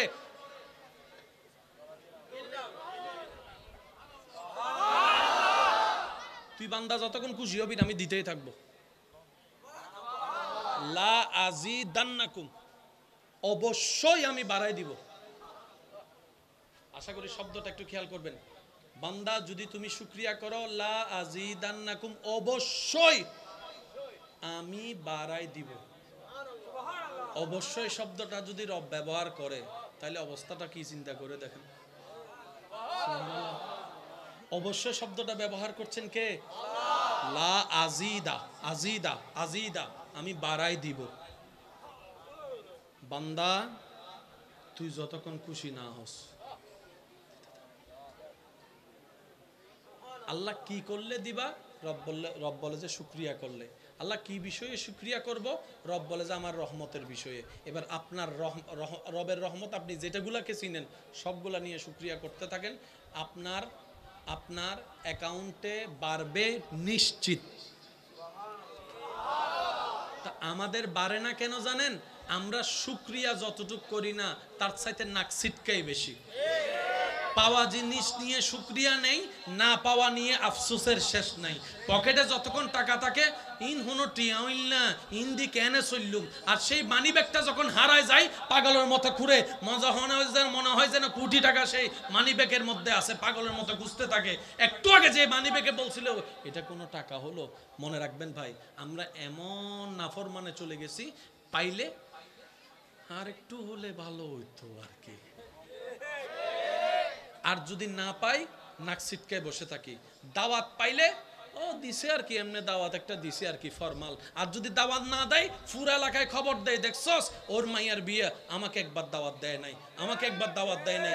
এইগুলার কারণে আমরা রবের বান্দা হয়েও পাওয়ার কোটা আমাদের বাড়ছে না। কেন? আমরা চাইতেও জানি না, নিতেও জানি না, রাখতেও জানি না। কথা বলেন ঠিক কিনা? আজকে একটা কথা মনে রাখবেন, আল্লাহ সব বান্দাকে পরীক্ষা করে। পরীক্ষা মানে এটা নয় যে আপনি অভাবে আছেন, আপনার ঘর নাই, বাড়ি নাই, ব্যবসা নাই, চাকরি নেই, না। আল্লাহ অনেক সময় নিয়েও পরীক্ষা করে, আল্লাহ তাআলা অনেক সময় দিয়েও পরীক্ষা করে। এই শব্দটা মনে রাখবেন। কারো যদি অনেক টাকা থাকে, অনেক সম্পদ থাকে, আপনি মনে করেন না আল্লাহ আপনার উপর খুশি হয়েছে, এটা মনে করার কোনো সুযোগ। বরং যাদের কাছে নাই, তাদের চাইতে বড় পরীক্ষায় ফেলে আল্লাহ তাদেরকে, যাদের কাছে আছে। কারণ অভাবে রব মনে থাকে, অভাবে রব মনে থাকে, বিপদে রব মনে থাকে, অসুস্থ দেহের মধ্যে রব মনে থাকে। আর সম্পদের মোহে যখন ডুবে যায়, তখন রবের কথা মনে থাকে না। সেজন্য রবকে বলবেন, দোয়া করবেন, ইয়া রব আমাকে অতটুক সম্পত্তি দাও, যতটুক সম্পদের মালিক হলে আমি এবং আমার পরিবার সচ্ছলতার সাথে কারো সামনে হাত পাতা ছাড়া মাথা উঁচু করে বেঁচে থাকতে পারবো, অতটুক সম্পদ দাও। আল্লাহ আমাকে অতটুক সম্পদ দিও না যে সম্পদ পেলে আমি নাফরমানের মতো তোমাকে ভুলে যাব, ওই সম্পদের কোনো দরকার নাই। সুবহানাল্লাহ। এই দোয়াটা করা যাবে ইনশাআল্লাহ? এই দোয়া করা যাবে? আল্লাহ সম্পদ চাই অতটুক, যতটুক পেলে চলা যায়। ওই সম্পদের দরকার নাই যে সম্পদ পেলে তোমাকে ভুলে যায়, ওটার দরকার। এই শব্দটা একটু মনোযোগ দেবেন। কি থেকে নিরাশ হতে আল্লাহ মানা করছেন? রহমত কি বুঝার দরকার। এই যে আপনি আমার দিকে তাকছেন, দেখছেন, এটাও রহমত। আপনারা যে আমাকে দেখছেন ভাইয়া, এটাও রহমত। আমার কথা শুনছেন, এটাও রহমত। সুবহানাল্লাহ একটু জোরে জোরে বললে শুনবেন। হেঁটে এসেছেন, রহমত। বসেছেন, রহমত। দাঁড়াচ্ছেন রহমত, হাঁটছেন রহমত, কথা বলছেন রহমত, কথা শুনছেন রহমত, বুঝতে পারছেন রহমত, কোন ভাষা কি জানতে পারছেন রহমত, ঘরে রহমত, মা বাবা রহমত, স্বামী রহমত, স্ত্রী রহমত, সুবহানাল্লাহ জোরে জোরে বলতে হবে, সন্তান রহমত, ব্যবসা রহমত, চাকরি রহমত, দেখতে পারা রহমত, সন্তান রহমত, নাতি রহমত, পতি রহমত, গড় রহমত, চাকরি রহমত, ডানে রহমত, বামে রহমত, সূর্য রহমত, চন্দ্র রহমত, সাগর রহমত, নদী রহমত, আকাশ রহমত, বৃষ্টি রহমত, মেঘ রহমত, সুবহানাল্লাহ বলেন না, মেঘ রহমত, পাহাড় রহমত, জঙ্গল রহমত, গাছ রহমত, মাটি রহমত, পানি রহমত, ক্ষুধা রহমত, হজম হওয়া রহমত, খাবার রহমত, ধান রহমত, সবজি রহমত, মাছ রহমত, গোস্ত রহমত, আপনার জীবন কেন্দ্রিক যা আছে সবই রবের দেওয়া রহমত। আর আল্লাহ বলছেন আমার রহমত থেকে নিরাশ হইস না। তার মানে কি অনেক দিছি, আমরাই নিজেরাই পছন্দ করে কাউকে আগাই দিই, 3 মাস পরে আমরাই তার বিপক্ষে আবার লাগি, যুদ্ধ করে সমাজের সাথে বিদ্বেষ করে একজনকে বউ বানাই ঘরে আনাই, 6 মাস পরে আবার আমি নিজেই বলি আমার ডিভোর্স লাগবে। সূরা ইউনুস বলি তো সবাই, সূরা আয়াত নম্বর 44, আয়াত নম্বর 44, আয়াত নম্বর 44, সূরার নাম সূরা ইউনুস, সূরা নাম্বার হচ্ছে সূরা 10 নম্বর সূরার সূরা ইউনুসের 44 নম্বর আয়াতের আল্লাহ তাআলার ফরমান, আমি জুলুম করি না, বান্দা নিজেই নিজে জুলুম করে। তা আল্লাহ তুমি কি করো? রব বলে যে আমি উল্টারও মাফ করে দিই যে। সুবহানাল্লাহ বলে না? আল্লাহ তুমি কি করো? রব বলে যে আমি উল্টারও অ্যাভয়েড করি যে, আমি দেখেও বিচার না করে দয়া করতে থাকি, আমি দেখেও রিজিক বন্ধ না করে খাবার দিতে থাকি, আমি দেখেও দোষগুলাকে গোপন করে আমার বান্দাকে ইজ্জতের ব্যবস্থা করে দিই। সুবহানাল্লাহ। কারণ আমি রব্বুল আলামিন যদি ধরা শুরু করি, আমি রব যদি ধরা শুরু করি, ফেরাউনের মতো বাদশা পর্যন্ত রেহাই পাই নাই, নমরুদের মতো জালিম পর্যন্ত রেহাই পাই নাই। আমি সাময়িক একটা সময় দিই আমার বান্দাদেরকে বুঝে বুঝে ফিরে আসার জন্য। এই পৃথিবীতে কোন জালিম টিকতে পারে নাই, ভবিষ্যতেও টিকতে পারে না। কথা বলেন ঠিক কিনা? এই মাটির উপরে মনে রাখবেন ভাইয়েরা, এই মাটির উপরে আকাশের নিচে যত প্রভাবশালী বাদশা, ফেরাউনের মতো বাদশা, ফেরাউনের মতো বাদশা, নমরুদের মতো বাদশা, অথচ এই নমরুদরে আল্লাহ ল্যাংরা মশা দিয়া নমরুদরে আল্লাহ ধ্বংস করছে। রব বলে যে কে যাবি? ফেরেশতা বলে যে আল্লাহ আমরা প্রস্তুত। মশাই ডাক দিয়ে বলে আল্লাহ সব কাজ তাদেরকে দিবা, আমাদেরকে বানাইছো কেন? আমাদেরকে একটা দায়িত্ব দাও না, তোমার পক্ষে যেন কিছু কাজ করে নিজেও গোলাম হতে পারি। রব বলে যে মশা পারবি? আল্লাহ তুমি দয়া করলে। আওয়াজটা আরেক বড় লাগবে ভাইয়া। ইয়া রব তুমি যদি দয়া করো তাইলে পারবো, আর তুমি দয়া না করলে জিব্রাইলও পারবে না। রব বলে যাচ্ছে যা, দায়িত্ব তোদেরকে দিলাম। এবার রবের সৃষ্টির মধ্যে ছোট মশা জাতির দায়িত্ব দিছে। এবার মশার লিডারে বলে এই মশার বাহিনী মিটিং এ আসো, সবাই সবাই আসছে। লেঙ্গাই একটা লেঙ্গা আইছে, মশা বাহিনী প্রস্তুত। ল্যাংরাইয়া বলে রব যেহেতু হুকুম করছে, আমি ল্যাংরার আর কোনো ভয় নেই, আমারে দেন আমি যাই। মিস্টার ল্যাংরা রাজমহলে ঢুকছে, সুন্দর করে নাকের সামনে গেছে, সেও টাইম মোতাবেক। ল্যাংরাইয়া বলে আমার আর কষ্ট করে ঢুকা লাগে নাই, তুই তো আমারে ঢুকাই দিছস। এবার ভিতরে যাইয়া ওই একটা বাঙ্গা যেটা আছে ওইটা দিয়ে সুন্দর করে হালকা হালকা গুতায়, হালকা হালকা। ইতে কয় আমার এখানে বাড়ি মারলে ভাল লাগে, শেষ পর্যন্ত কয় জোতা মারলে ভাল লাগে। শেষ পর্যন্ত যাদেরকে সে জুলুম করছে ওই সমস্ত মানুষ এসে তার মাথায় জোতা বাড়ি শুরু করছে। আল্লাহ কয় দেখ, আল্লাহ বলে বিশ্ব দেখ, গোলামে এখন মুনিবের মাথায় জোতা মারে, দেখ। তো মানা দুই প্রকার, একটা হচ্ছে বাধ্য হয়ে মানা। রব বলে যে আমি সেটা পছন্দ করি না, তো ইয়া রব তুমি কেমন মানা চাও? রব্বে বলে যে রব্বুল আলামিন বলে আমি চাই আমার বান্দা কোন প্রকার ঠেকা বয় ছাড়া আমি রবের মহব্বতে আমার আদেশকে মেনে নেবে। এটাকে বলা হয় মুসলমান। তাসলিম, আসলাম না, তাসলিম মুসলমান। তাহলে আল্লাহর গজব থেকে বাঁচতে গেলে আমাদেরকে কিছু নিয়ম মানতে, তার মধ্যে একটা নিয়ম হচ্ছে জালেম হওয়া যাবে না, জালেম হওয়া যাবে না। এবার জালেম কখন হয়, জুলুম কাকে বলে শুনেন, এটা কি থাকবে কোথায়, এই টুপিটা, মাথার টুপিটাকে কেউ যদি হাঁটুতে রাখে এটা জুলুম।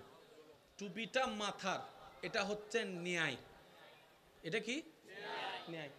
এইটাকে যদি আমি হাঁটুতে রাখি, হাঁটুতে ব্যবহার করি, এটার নাম জুলুম।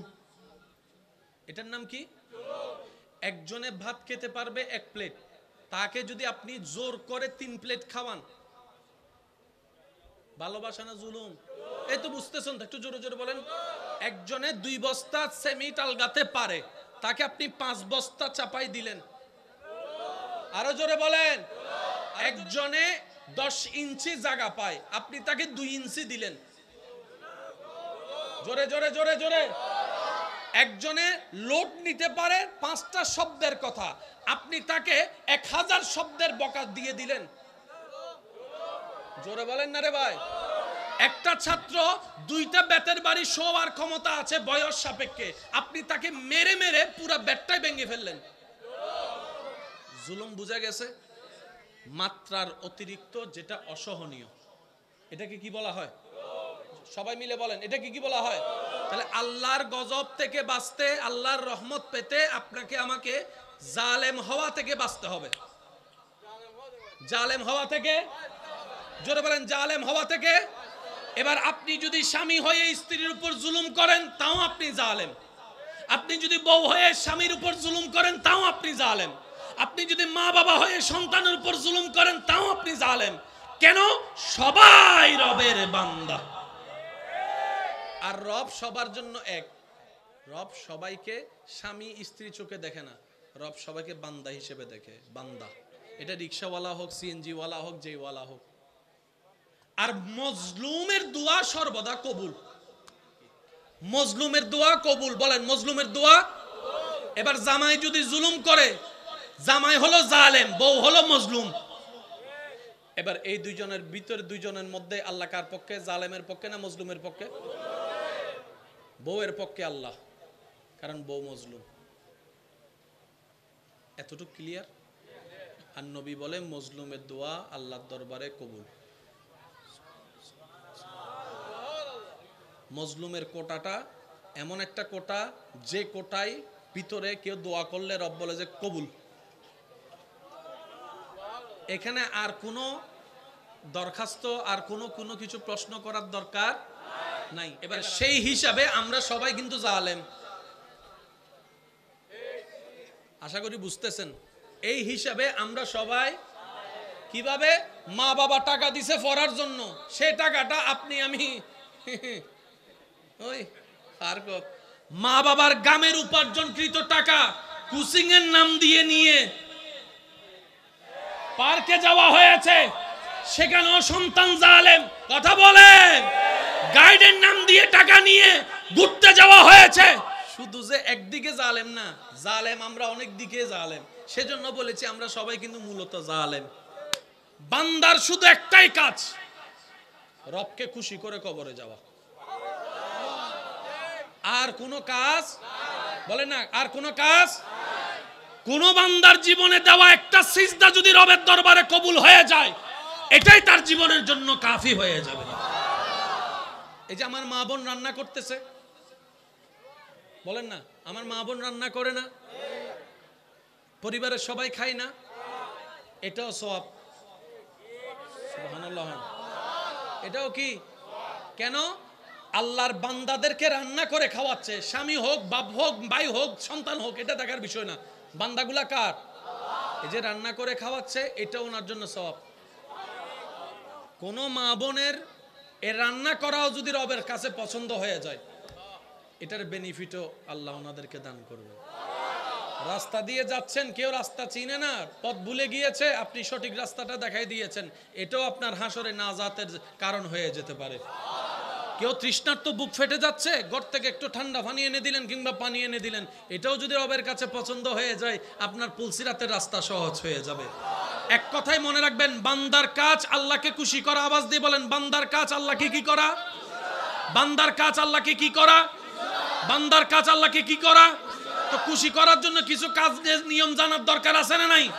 ওই নিয়মগুলা বান্দাকে শিখাই দেওয়ার জন্য প্র্যাকটিক্যাল থিওরিক্যাল আল্লাহ যাকে আল্লাহর পক্ষ থেকে পাঠিয়েছেন ধরাতে তিনিই নবী রাহমাতুল লিল আলামিন। নবী কি করেছেন? বান্দাদেরকে শিখাই দিছে, এটা করো, এটা কইরো না, এভাবে করো, এভাবে কইরো না, এখানে যাও, ওখানে যাইও না, এভাবে বলো, এভাবে বইলো না, মা বাবার সামনে এভাবে থাকো, স্ত্রীর সামনে এভাবে থাকো, স্বামীর সামনে এভাবে থাকো, বন্ধুর সাথে এভাবে চলো, ব্যবসা এভাবে করো, চাকরি এভাবে করো, লেনদেন এভাবে করো। ইয়া রাসূলুল্লাহ, এগুলা কেন শিখাচ্ছেন? নবী বলে যে এগুলো আমি সেগুলাই শিখাচ্ছি যেগুলা রব পছন্দ করবে, ওই নিয়মটা যদি তুমি চলতে পারো। অপরাধীর সাজা চাইতে যদি আন্দোলন করতে হয়, এটা বড় দুঃখের বিষয়। বুঝবেন কথা, এটা বড় কিসের বিষয়? মনে করেন একজন তার মা বাবাকে মারছে, সমাজ এটার বিচার করতেছে না। এই বিচারটা করার জন্য যদি আমরা সমাজের সবাই নিয়ে আন্দোলন করি, এটার চাইতে বড় দুঃখের বিষয় হতে পারে না। আন্দোলন করতে হবে কোথায়? একজন নিরপরাধকে সাজা দেওয়া হচ্ছে, আমরা আন্দোলন করব, এখানে আন্দোলন মানা যায়। অপরাধীর সাজা চাইতে আন্দোলন মানায় না। আর যদি আন্দোলন করতে হয়, এটার চাইতে বড় লজ্জা আর কিছু হতে পারে? মনে রাখবেন, অপরাধীর পরিচয় শুধু একটাই, অপরাধী। অপরাধীর কোনো ভিন্ন পরিচয় নাই। আলেমও যদি অপরাধ করে, তখন ওনার পরিচয় কি? অপরাধী। বলেন না, তখন ওনার পরিচয় কি? যদি ছাত্র অপরাধ করে, অপরাধী। যদি শিক্ষক অপরাধ করে, জোরে বলতে হবে। মা বাবা যদি অপরাধ করে, পুলিশ যদি অপরাধ করে, আর্মি যদি অপরাধ করে, ডাক্তার যদি অপরাধ করে, রোগী যদি অপরাধ করে, জনগণ যদি অপরাধ করে, অপরাধীর ভিন্ন কোনো পরিচয় নাই। অপরাধীর পরিচয় একটাই, অপরাধী, অপরাধী, অপরাধী। আর অপরাধী যেই হোক, সে সাজা পাওয়ার হকদার, তাকে সাজা দিতেই হবে। যদি সাজা না দেয়, তাহলে কি হবে? পৃথিবীতে আইন রাখার দরকার নেই। যদি অপরাধী সাজা না পায়, আইন রাখার দরকার। যদি অপরাধী সাজা না পায়, পুলিশ রাখার দরকার। যদি অপরাধী সাজা না পায়, আদালত রাখার দরকার। যদি অপরাধী সাজা না পায়, তাহলে সমাজ, এটাকে আপনি এক সময় গিয়ে বলতে পারবেন না, হ্যাঁ সমাজটা নষ্ট হয়ে গিয়েছে, আমরাই কিছুই করতে পারলাম না। এই কথা বলার আর কোনো অধিকার। এই কথাটা মাথায় রাখবেন। আমার কথায় আবার রাজনীতিক গ্রান খুঁজতে যাইয়েন না, কারণ সমাজটা আমাদের, পরিবারটা আমাদের, দেশটা আমাদের, পৃথিবীটা আমাদের। হয়তো ওই যে প্রথম কথায় ফিরে যাচ্ছি, আপনার কারণে হয়তো আমি দোষী, না হয় আমার কারণে আপনি দোষী হয়ে যাচ্ছেন। কথা বলেন ঠিক কিনা? সেজন্য এই সমস্ত বিষয়ের মধ্যে এখানে পক্ষপাতিত্ব করার দরকার নেই। অপরাধী বাস অপরাধী। যেমন সন্তান যদি অপরাধ করে, মা বাবা যদি লাই দেয়, এই সন্তান বেয়াদব হবেই হবে নিশ্চিত। রহমত পাওয়ার জন্য আমাদেরকে আদবদার হতে হবে। রহমত পাওয়ার জন্য আমাদেরকে ন্যায়ের সাথে থাকতে হবে।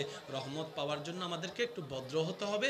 রহমত পাওয়ার জন্য সুন্দর মন নিয়ে রবের দরবারে শুকরিয়ার সিজদা আদায় করতে হবে। নবীকে মন থেকে ভালোবাসতে হবে। আহলে বায়ত, সাহাবায়ে কেরামের প্রতি তাজিম রাখতে হবে।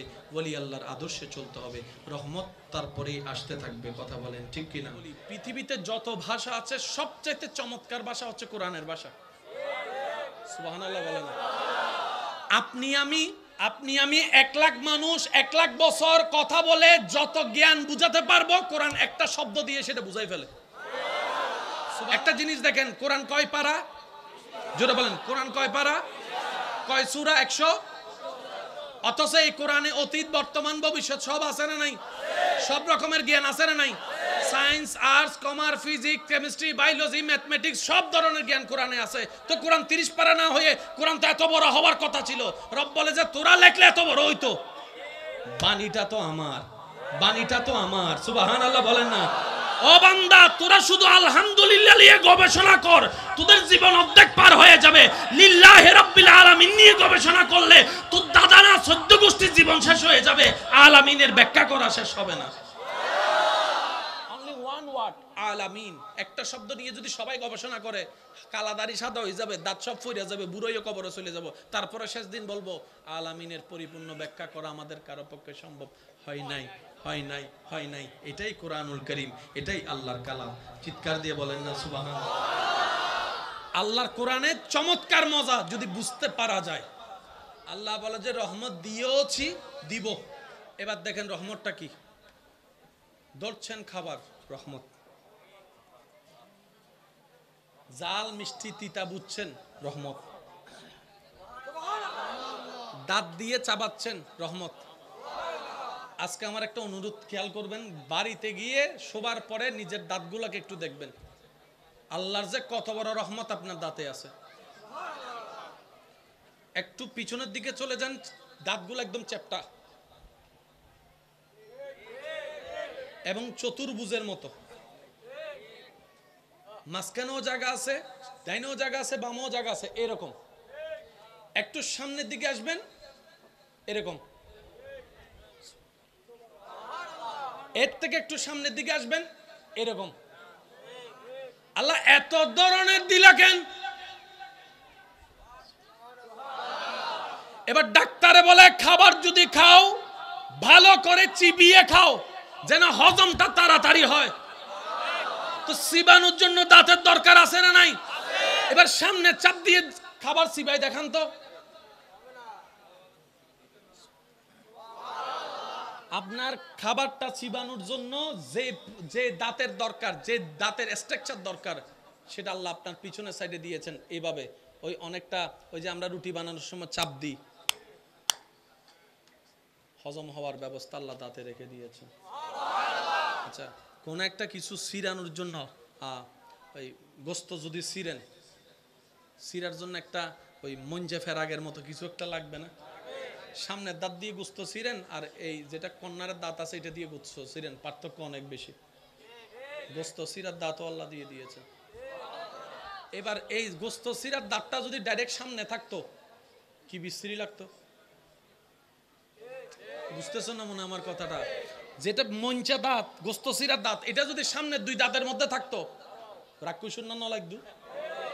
আল্লাহ পাক বলে যে না, তোকে দেখতে সুন্দর লাগবে না, তাই আমি তোর মুখের সাথে, ঠোঁটের সাথে, নাকের সাথে ম্যাচিং করে যে রকম দাঁত যায়, আমি সেই দাঁতটাই তোর ফ্লোরের মধ্যে সামনের দিক দিয়ে এনে দিয়ে। এবার মুখটা একটু বন্ধ করেন, মুখ বন্ধ করেন, দাঁতে দাঁত লাগান। এবার দেখেন নিচের দাঁতটা ভিতরের দিকে, বাহিরের দাঁতটা, উপরের দাঁতটা বাহিরের দিকে। মুখ লাগাই দেখেন না, আমার কথা বিশ্বাস করতে হবে কেন? বরাবর দাঁত নয়, বরাবর দাঁত হলে অসুন্দর হতো, কিন্তু আল্লাহ এমন ভাবে দাঁতের ডিজাইন করেছেন, নিজের মাড়িটা একটু এভাবে রেখেছেন, উপরের মাড়িটা একটু এভাবে রেখেছেন, যেন সুন্দর করে সেইনের মতো খাবে খাপ মিলে যায়। সুবহানাল্লাহ বলেন। এবার দাঁত কয়টা? 32টা। বলেন না, যেটা সবাই জানে আর কি। দাঁত কয়টা? দাঁত কয়টা? জিহ্বা কয়টা? আর জিহ্বা দাঁতের সম্পর্ক কি? বন্ধু না শত্রু? বন্ধু। জিহ্বা দাঁত বন্ধু। আচ্ছা, মাঝে মধ্যে একটু দাঁতে যখন জিহ্বাকে আদর করে তখন কেমন লাগে দেখেন? ভুল করে যদি দাঁতের কামড় জিহ্বায় পড়ে তখন বন্ধু না শত্রু দেখেন? দাঁত এবং জিহ্বা শত্রু কেন? দাঁত হচ্ছে শক্ত, জিহ্বা হচ্ছে নরম। তো শক্ত আর নরম তো বন্ধু হতে, বাঘ আর হরিণ তো বন্ধু হতে। দাঁত শক্ত, আঘাত দেওয়া, জিহ্বা নরম, এটা বন্ধু হতে পারে না। আল্লাহ তাআলা আপনার এতগুলা দাঁতের মাঝখানে সেই জিহ্বাটাকে কিভাবে সেটিং করছেন, আপনি মুখটা বন্ধ করলে দেখবেন এই জিহ্বাটা চাইলে আপনি যখন ঠোঁট দিকে বের করেন অনেক লম্বা হয়ে যায়। আমি যখন এটা বের করে অনেকে দেখবেন কয় জিহ্বা দিয়ে নাক ধরতো, নকেলে ভালো রে, জিহ্বা দিয়ে নাক ধরতো, সেও সুন্দর করে জিহ্বাটা বাইর করে নাক ধরার চেষ্টা করে। অনেকে পারে না, কিন্তু অনেকে দেখবেন নাক পর্যন্ত লাগাই ফেলে। যার জিহ্বা নাক পর্যন্ত লাগে, এই জিহ্বাটা মুখে আটার কথা নয়। আল্লাহ তাআলা এমন ভাবে জিহ্বাকে সেটিং করেছেন, আপনি যখন মুখ বন্ধ রাখেন মুখের মধ্যে এটে যায়, আপনি যখন খাবার খান খাবারের মধ্যে কাজ করা শুরু করে। সুবহানাল্লাহ। খাবার খান কি দিয়ে? মুখ বলেন না ভাইয়া, খাবার খান কি দিয়ে? চিবান কি দিয়ে? তখন জিহ্বা কই থাকে? খেয়াল করছেন কখনো? আজকে খাবার সময় একটু খেয়াল করেন তো, আপনি যখন ভাত খান তখন জিহ্বা কি করে? এই জীবনে একবারও খেয়াল করছি এই কথা? এই জীবনে জিহ্বার কাজটা কি কখনো খেয়াল করছি? আজকে খেয়ালও করবেন, আল্লাহ শুকরিয়াও করবেন। আর একটু জোরে বলেন না। এবার আসেন, কথা বলার জন্য জিহ্বার দরকার আছে না নাই? জিহ্বার কাজটা কি? শব্দ বানাই দেয়। আলিফ, বা, ক, আমার, তোমার, এটা জিহ্বার কাজ। আর যার জিহ্বা নাই, আ আ, আর জিহ্বা আছে দাঁত নাই, অবাধে কান অবাধে। কথা বলে না রে ভাই। জিহ্বা আছে দাঁত নাই, বাবা বাবা শুনি তো। আর দাঁত আছে জিহ্বা নাই, ও আ করবে, কিন্তু আপনি ভাষাও বলতে পারছেন, খাবারও খেতে পারছেন। আপনি জানেন কথা বলার জন্য জিহ্বারও দরকার, দাঁতেরও দরকার, ঠোঁটেরও দরকার, বাতাসেরও দরকার। খাবার সময় যে কথা বলেন এটা কেমনে বলেন? ভাইবা দেখবেন আল্লাহর কুদরত কাকে বলে। ভাবতে ভাবতে অবাক হয়ে যাবেন। আল্লাহ বলে যে লা তাকনাতু মির রাহমাতিল্লাহ। এই জায়গায় আমি একটা কথা বলতে চাই, একটু মনোযোগ দিয়ে শুনবেন।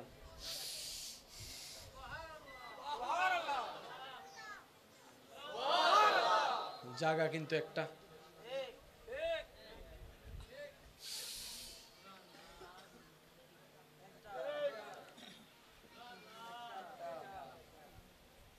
পানি আর নিঃশ্বাস তো শত্রু, খাবার আর নিঃশ্বাস তো শত্রু। এক জায়গা দিয়ে আপনি পানি খাচ্ছেন, নিঃশ্বাসও নিচ্ছেন, কি রে এটা কিভাবে সম্ভব? এটা কিভাবে সম্ভব? ডাক্তারের কাছে যাই জিজ্ঞেস করলেন, ডাক্তার খাদ্য নালী আর নিঃশ্বাস নালী কি এক? ডাক্তাররা বলে যে না না, এটাই তো বড় আল্লাহর কুদরত। কিভাবে? কণ্ঠনালীর পরে গিয়ে আল্লাহ দুইটা নালীর ব্যবস্থা করেছেন। একটা ডাইরেক্ট ফুসফুস হয়ে আপনার নিঃশ্বাসের সম্পর্ক, সুবহানাল্লাহ। আর একটা নালী পাকস্থলী হয়ে আপনার ক্ষুধার খাবারের সম্পর্ক। আপনি যখন পানি খান সেটা অটোমেটিক, কোনো প্রকার সেখানে ডাইভেনশনের কম্পিউটারের ব্যবস্থা নাই। পানি যখন খান সেটা খাদ্য নালী দিয়ে চলে যায়, খাবার যখন খান খাদ্য নালী দিয়ে চলে যান। আবার যখন খাবারের মাঝখানে আপনি নিঃশ্বাস নেন তখন নিঃশ্বাস নালী চালু হয়ে যায়। কোন একটা খাবারের যদি একটা বিন্দু খাবার যদি আপনার নিঃশ্বাস নালীতে পড়ে, নিঃশ্বাস বন্ধ হয়ে যাবে, নিঃশ্বাস আটকায় যাবে। আপনি আমি খেয়ালও করি না, প্রতি সেকেন্ডে আল্লাহ তাআলা আমাদের খাদ্য নালীরও খেয়াল রাখে, নিঃশ্বাস নালীরও খেয়াল রাখে। সেজন্য আপনি পানি খাওয়ার সময় নিঃশ্বাস নিতে পারবেন না। দেখেন, আপনি খাবার সময় যত বড় কিছু হন না কেন আপনি অক্সিজেন নিতে পারবেন না। এবার সিস্টেম কি? যখন বান্দা খায় তখন আল্লাহ নিঃশ্বাস নালীর উপরে একটা ঢাকনা বসায় দেয়। বান্দা যখন নিঃশ্বাস নেয় তখন আল্লাহ খাদ্য নালীতে একটা, নিঃশ্বাস নালী খাদ্য নালী বলেন, নিঃশ্বাস নালী খাদ্য নালী। পানি খাওয়ার সময় আপনি আমি নিঃশ্বাস নিতে পারবো, আর নিঃশ্বাস নেওয়ার সময় পানি খাওয়া যাবে। কারো যদি একটা বাত নিঃশ্বাস নালীতে পড়ে, নাইমু যেটাকে আমরা বলি যে সিডাঙের ভাষায় নাইমুটি, তখন বাত কোন দিক দিয়ে বাইরে হয়? এই পয়েন্টটা একটু বুঝতে হবে, কারণ আমরা আছি আল্লাহর রহমত নিয়ে। কোন শব্দ নিয়ে আছি আমরা? এই একটা শব্দ যদি বুঝতে পারি আমাদের দুনিয়াও সুন্দর হয়ে যাবে, আখিরাতও সুন্দর হয়ে যাবে। সুবহানাল্লাহ। নাইমু উঠলে খাবার কোন দিক দিয়ে বের হয়? আচ্ছা, মাঝে মধ্যে নাকে ড্রপ দিলে মুখে, তার মানে মুখের সাথে নাকের একটা সম্পর্ক আছে। কিন্তু এখনো পর্যন্ত আপনি খাওয়ার সময় যদি সব খাবার যদি নাক দিয়ে বাইর হইতো, অবস্থা কি হতো? বলেন না, 12টা বাজতো না? আপনি যখন খাবার খান তখনও আল্লাহ তাআলা এইটা মেনটেন করে আপনাকে রহমত করে। জাল বেশি খাইলে মুখের মধ্যে একটা দেখবেন লালা আসে, খেয়াল করছে কিনা আমার ভাইরা আমি জানি না। বেশি জাল খেলে দেখবেন মুখের মধ্যে লালা আসে। তখন বেশি জাল খেলে আমরা কি করি? তাড়াতাড়ি চিনি খুঁজি। কিন্তু আপনি যদি একটা মিনিট ওয়েট করে মুখটাকে যদি লালাটা বের করে দেন, আপনার ঝাল 80% শেষ হয়ে যাবে। আমি বুঝাতে চাচ্ছি, আমাদের আপ টু বটম, ডাইনে টু বামে, সর্ব জায়গায় রবের রহমত, সর্ব জায়গায় রবের রহমত। আর রব চাই লাইন শাকারতুম লাযিদান্নাকুম, বান্দারে তুই আমার রহমত নিতে থাক আর বিনয়ের সাথে শুকরিয়া করতে থাক, আমি আল্লাহ হাজার গুণ রহমত বাড়াই দিতেই থাকবো। কিছু বিষয় আছে মানতে না চাইলেও মেনে নিতে হয়। আপনার পছন্দ অপছন্দর কোনো এখানে কোটা ব্যবহার করা যাবে না। আপনার পছন্দ অপছন্দের জন্য কোনো আপনার থেকে অনুমতি বা জিজ্ঞাসা করা হবে না। যেমন আপনার মৃত্যুর টাইম আসবে, বয়স কত দেখা হবে না, ঘরে কে আছে দেখা হবে না, আপনি কি একমাত্র ইনকামকারী কিনা সেটা দেখা হবে না, ডাক আসছে মাত্রই যেতে হবে। বলেন না ভাই, কথা বলেন। ডাক আসছে মাত্রই, জোরে বলি, ডাক আসছে মাত্রই। এখানে পছন্দ অপছন্দ করার কোনো সুযোগ। গতকালকে পরশুদিন লাগাতার বৃষ্টি, পানি বন্যা হয়ে গিয়েছে, এমনও রাস্তা জাম হয়েছে। পছন্দ হোক না হোক বৃষ্টি হবে, এটা রবের মর্জি। বলেন তো এটা কার মর্জি? আরো জোরে বলেন, এটা কার মর্জি? এখানে কোনো অপশন, পছন্দ অপছন্দ, চয়েস করার কোনো সিদ্ধান্ত। রব বলে যে এটা আমার সিদ্ধান্ত, তোর মন না চাইলেও মেনে নিতে হবে। সন্তান ছোট, বাপ মারা গেছে, কার কি করার? কারো কিচ্ছু করার। আন্দোলন করেও কোনো লাভ, মামলা করেও কোনো লাভ। আজকে একটা জিনিস মনে রাখবেন, যার বুঝ যত সুন্দর তার জীবন তত সুন্দর। সুবহানাল্লাহ। যার মন যত পরিষ্কার তার চিন্তা তত সুন্দর। যত ঝামেলা আপনি দেখেছেন দেখছেন আপনার চতুর্পাশে, সমস্ত ঝামেলার জন্য আমি দায়ী, আপনি দায়ী, আমরা দায়ী, সবাই দায়ী। যৌতুকের পক্ষে কে কে আছেন? আছে কেউ? এবার যৌতুক আমাদের সমাজের জন্য কি ন্যায় না বিষ? এই যৌতুক তো কেউ না কেউ শুরু করছিল, এই ডিজাইনটা। বলেন না রে ভাই? ওই ডিজাইন যেদিন শুরু হয়েছে সেদিন যদি গলা চিপে ধরা যেত, আজকে হাজার মেয়েদের বিবাহ বন্ধ হয়ে থাকতো না যৌতুকের কারণে। কথা বলেন ঠিক কি না? হাজার হাজার যুবতী আমার বোনেরা ফাঁসির কাস্টে জুটতো না, নিজের আত্মহত্যা করতো না এই যৌতুকের কারণে। যতগুলা হত্যা হয়েছে এগুলার পিছনে আপনিও দায়ী, আমিও দায়ী, আমরাও দায়ী। পৃথিবী ধ্বংসের পিছনে আমরা দায়ী,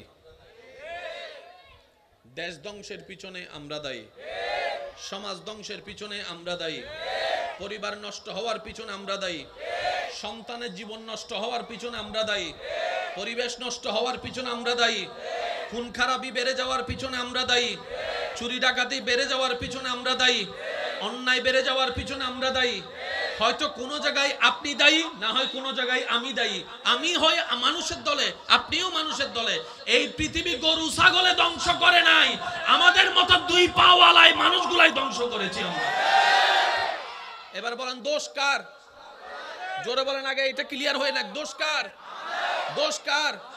দোষ কার? আমাদের। ওই মেঘের গর্ষণে যে আওয়াজটা শুনি আপনি আমি, বিজলি চমকানোর আওয়াজ, এই আওয়াজটা শোনার পিছনেও কিন্তু একটা কারণ আছে। ওই গর্ষণটার কারণেই হয়েছে, যেটা আপনার আমার দেখা মনে না। একটা কথা মনে রাখবেন, ঘটনার পিছনে ঘটনা থাকবেই থাকবে। এই কথায় সবাই একমত আছেন? একমত আছেন? এবার গাছ লাগান। আজকে থেকে 200 বছর আগে কথাটা তো শোনা যায়নি, এখন কেন শোনা যাচ্ছে? তখন পরিবেশ বিজ্ঞানী বলে পৃথিবী রক্ষার জন্য, ভারসাম্য রক্ষার জন্য গাছের দরকার। তো গাছগুলা গেল কই? তাদের তো পা নাই যে হাইটে হাইটে চলে যাবে। তখন পরিবেশ বিজ্ঞানী বলে হয়তো তুই কাটছস, না হয় আমি কাটছি, না হয় আমার দাদা কাটছে, না হয় তোর দাদা কাটছে। ওই গাছ কাটার কারণে পরিবেশের ভারসাম্য নষ্ট হয়েছে। আজকে ওই দাদা নানাদের ভুলের কারণে আজকে আমরা গ্লোবাল ওয়ার্মিং এর সাজা স্বীকার করছি। আগে আমাদের ঋতু ছিল কয়টা? এখন আছে কয়টা? 6টা আসেনি? কথা কয় না, 6টা আছে। এখন বেশি থেকে বেশি বর্ষা, শীত, গ্রীষ্ম, কিন্তু তিনটাই মারাত্মক। গ্রীষ্ম যখন হয় গরমে ফাটাই ফেলে, শীত যখন হয় কাঁপাই ফেলে, আর বৃষ্টি মামুর তো ঠিক ঠিকানা নাই, যে কোনো মুহূর্তে। এগুলার দায়ী কারা? জোরে বলেন, এগুলার দায়ী কারা? নালা নষ্ট করছে কারা? খাল নষ্ট করছে কারা? নদীর পানি নষ্ট করছে কারা? সাগরের পানি নষ্ট করছে কারা? আল্লাহ যা দরকার, যতটুক দরকার সব ডিজাইন করে দিয়েছেন এবং নিয়মে বেঁধে দিয়েছেন। আমরা যেই দিন থেকে নিয়ম অমান্য করা শুরু করছি, আগে এই কথায় তাহলে আমরা সবাই একমত হই, দোষীকে? জমিন কার? নদী কার? সাগর কার? গাছ কার? বাগান কার? জঙ্গল কার? আকাশ কার? মেঘ কার? তো এগুলারে যে আমরা নষ্ট করছি, আমাদের নামে যে মামলা হয় নাই, কোনো না কোনো জায়গায় কিন্তু আমরা সবাই মামলার শিকার। আর সেই মামলাটা হয়েছে রবের দরবারে। বরং আল্লাহ কি করেছেন? রব্বুল আলামিন সূরা ইউনূসের ৪৪ নম্বর আয়াতে এলান দিচ্ছেন, আমি আমার বান্দার উপর জুলুম করি না, জুলুম করি না, জুলুম করি না, বরং আমার বান্দারাই নিজেরা নিজেদের উপর জুলুম করে। আল্লাহ জুলুম করে। ভালোবাসা কয় পক্ষ থেকে হয় বলেন না? সারাদিন আপনি আই লাভ ইউ বললে হবে? ওই দিক থেকে I love you too, I love you যদি বলা হয় আই লাভ ইউ টু আসতে হবে। জোরে জোরে জোরে। আমি তোমাকে ভালোবাসি যদি বলা হয় আমিও তোমাকে ভালোবাসি বলতে হবে। আমি তোমাকে ভালোবাসি, উত্তর কি হয়? আমি ও তোমাকে, আমিও তোমাকে। এই অনেকের ভিতর আপনি একজন। বলেন আলহামদুলিল্লাহ। কয় সেকেন্ড লাগছে? বিজ্ঞানের ভাষায় বললেন ন্যানো সেকেন্ড। 1 সেকেন্ডেরও কম, 1 সেকেন্ড লাগে নাই। আলহামদুলিল্লাহ। রব বলে যে তুমি যদি বিনয়ের সাথে আলহামদুলিল্লাহ বলতে পারো, আমি আল্লাহ লা আজিদান্নাকুম, লা অবশ্যই আমি বাড়াই দিব। ভাইয়া একটু মনোযোগ দিবেন। লা আজিদান্নাকুম, তুমি যদি শুকরিয়া করো আমি আল্লাহ বাড়াই দিব। তা আমার ভাইয়েরা জানে বাড়ানোর মধ্যে একটা সংখ্যা বলতে হয়। তুমি আমাকে এত টাকা দাও, আমি দেওয়ার সময় 2 গুণ তোমাকে দিব। তুমি আমাকে এত টাকা দাও, আমি দেওয়ার সময় তোমাকে 3 গুণ দিব। আল্লাহ কিন্তু বলে নাই 1 গুণ দিব, আল্লাহ কিন্তু বলে নাই 2 গুণ দিব, আল্লাহ কিন্তু বলে নাই 5 গুণ দিব। আল্লাহ পাক বলে যে তুই যদি আমারে শুকরিয়া করে খুশি করতে পারস, আমি তোরে যা দিছি, যা দিছি, যা দিছি, যা দিছি, যা দিছি, যা দিছি, যা দিছি, সবগুলার মধ্যে আমি আল্লাহ বাড়াই দিব, বাড়াই দিব, বাড়াই দিব। সুবহানাল্লাহ, বাড়াই দিব। 2 গুণ বাড়ানো রব বলে নাই। এমন বলে নাই যে চাউলের বস্তা তোর কাছে একটা আছে আমি 3টা করে দিব, তা বলে নাই। রব বলে যে আমি এমন ভাবে বাড়াই দিব, তুই যতক্ষণ খুশি হবি না আমি রব শুধু দিতেই থাকবো, দিতেই থাকবো, দিতেই থাকবো। সুবহানাল্লাহ। মনে থাকবে আল্লাহ কিন্তু পরীক্ষা সবাইকে। মারাত্মক পরীক্ষা কার? গরিবের না বড় লোকের? আচ্ছা আমাদের সমাজে বড় লোক বলে না, বড় লোক ওই অনেক বড় লোক। বড় লোক মানে কি? আমরা বলি যার গাড়ি বাড়ি অনেক আছে। না, বড় লোক কাকে বলে জানেন? যার মন বড়। বড় লোকের অর্থ হচ্ছে যে যার মন বড় সে বড় লোক। আর যার সম্পদ আছে কিন্তু হাত দিয়ে 1 ফোঁটা পানি পড়ে না, তারা কি আপনি বড় লোক বলেন নাকি কিপটা বলেন? রবের রহমত শব্দটা কোথায় ছিল? রবের। যদি শুকরিয়া করো কি করে দিবে আল্লাহ? একটু সবাই মিলে বলেন কি দিবে? এই বাড়ানোটা কত কেজি, কত মাইল, কত টন? তো আল্লাহ কাকে কতটুক দিবে? রব বলে যে যে আমাকে যতটুক বলে খুশি করতে পারবে তাকে আমি ততটুক দিব। তাহলে এখানে মেন দায়িত্ব হচ্ছে পাওয়ার জন্য শর্ত আল্লাহকে খুশি করা। এবার আপনি আপনার রবকে কিভাবে খুশি করবেন এটা আপনার ব্যক্তিগত ব্যাপার। আমি কি বুঝাতে পারছি? মনে করেন আমি বলি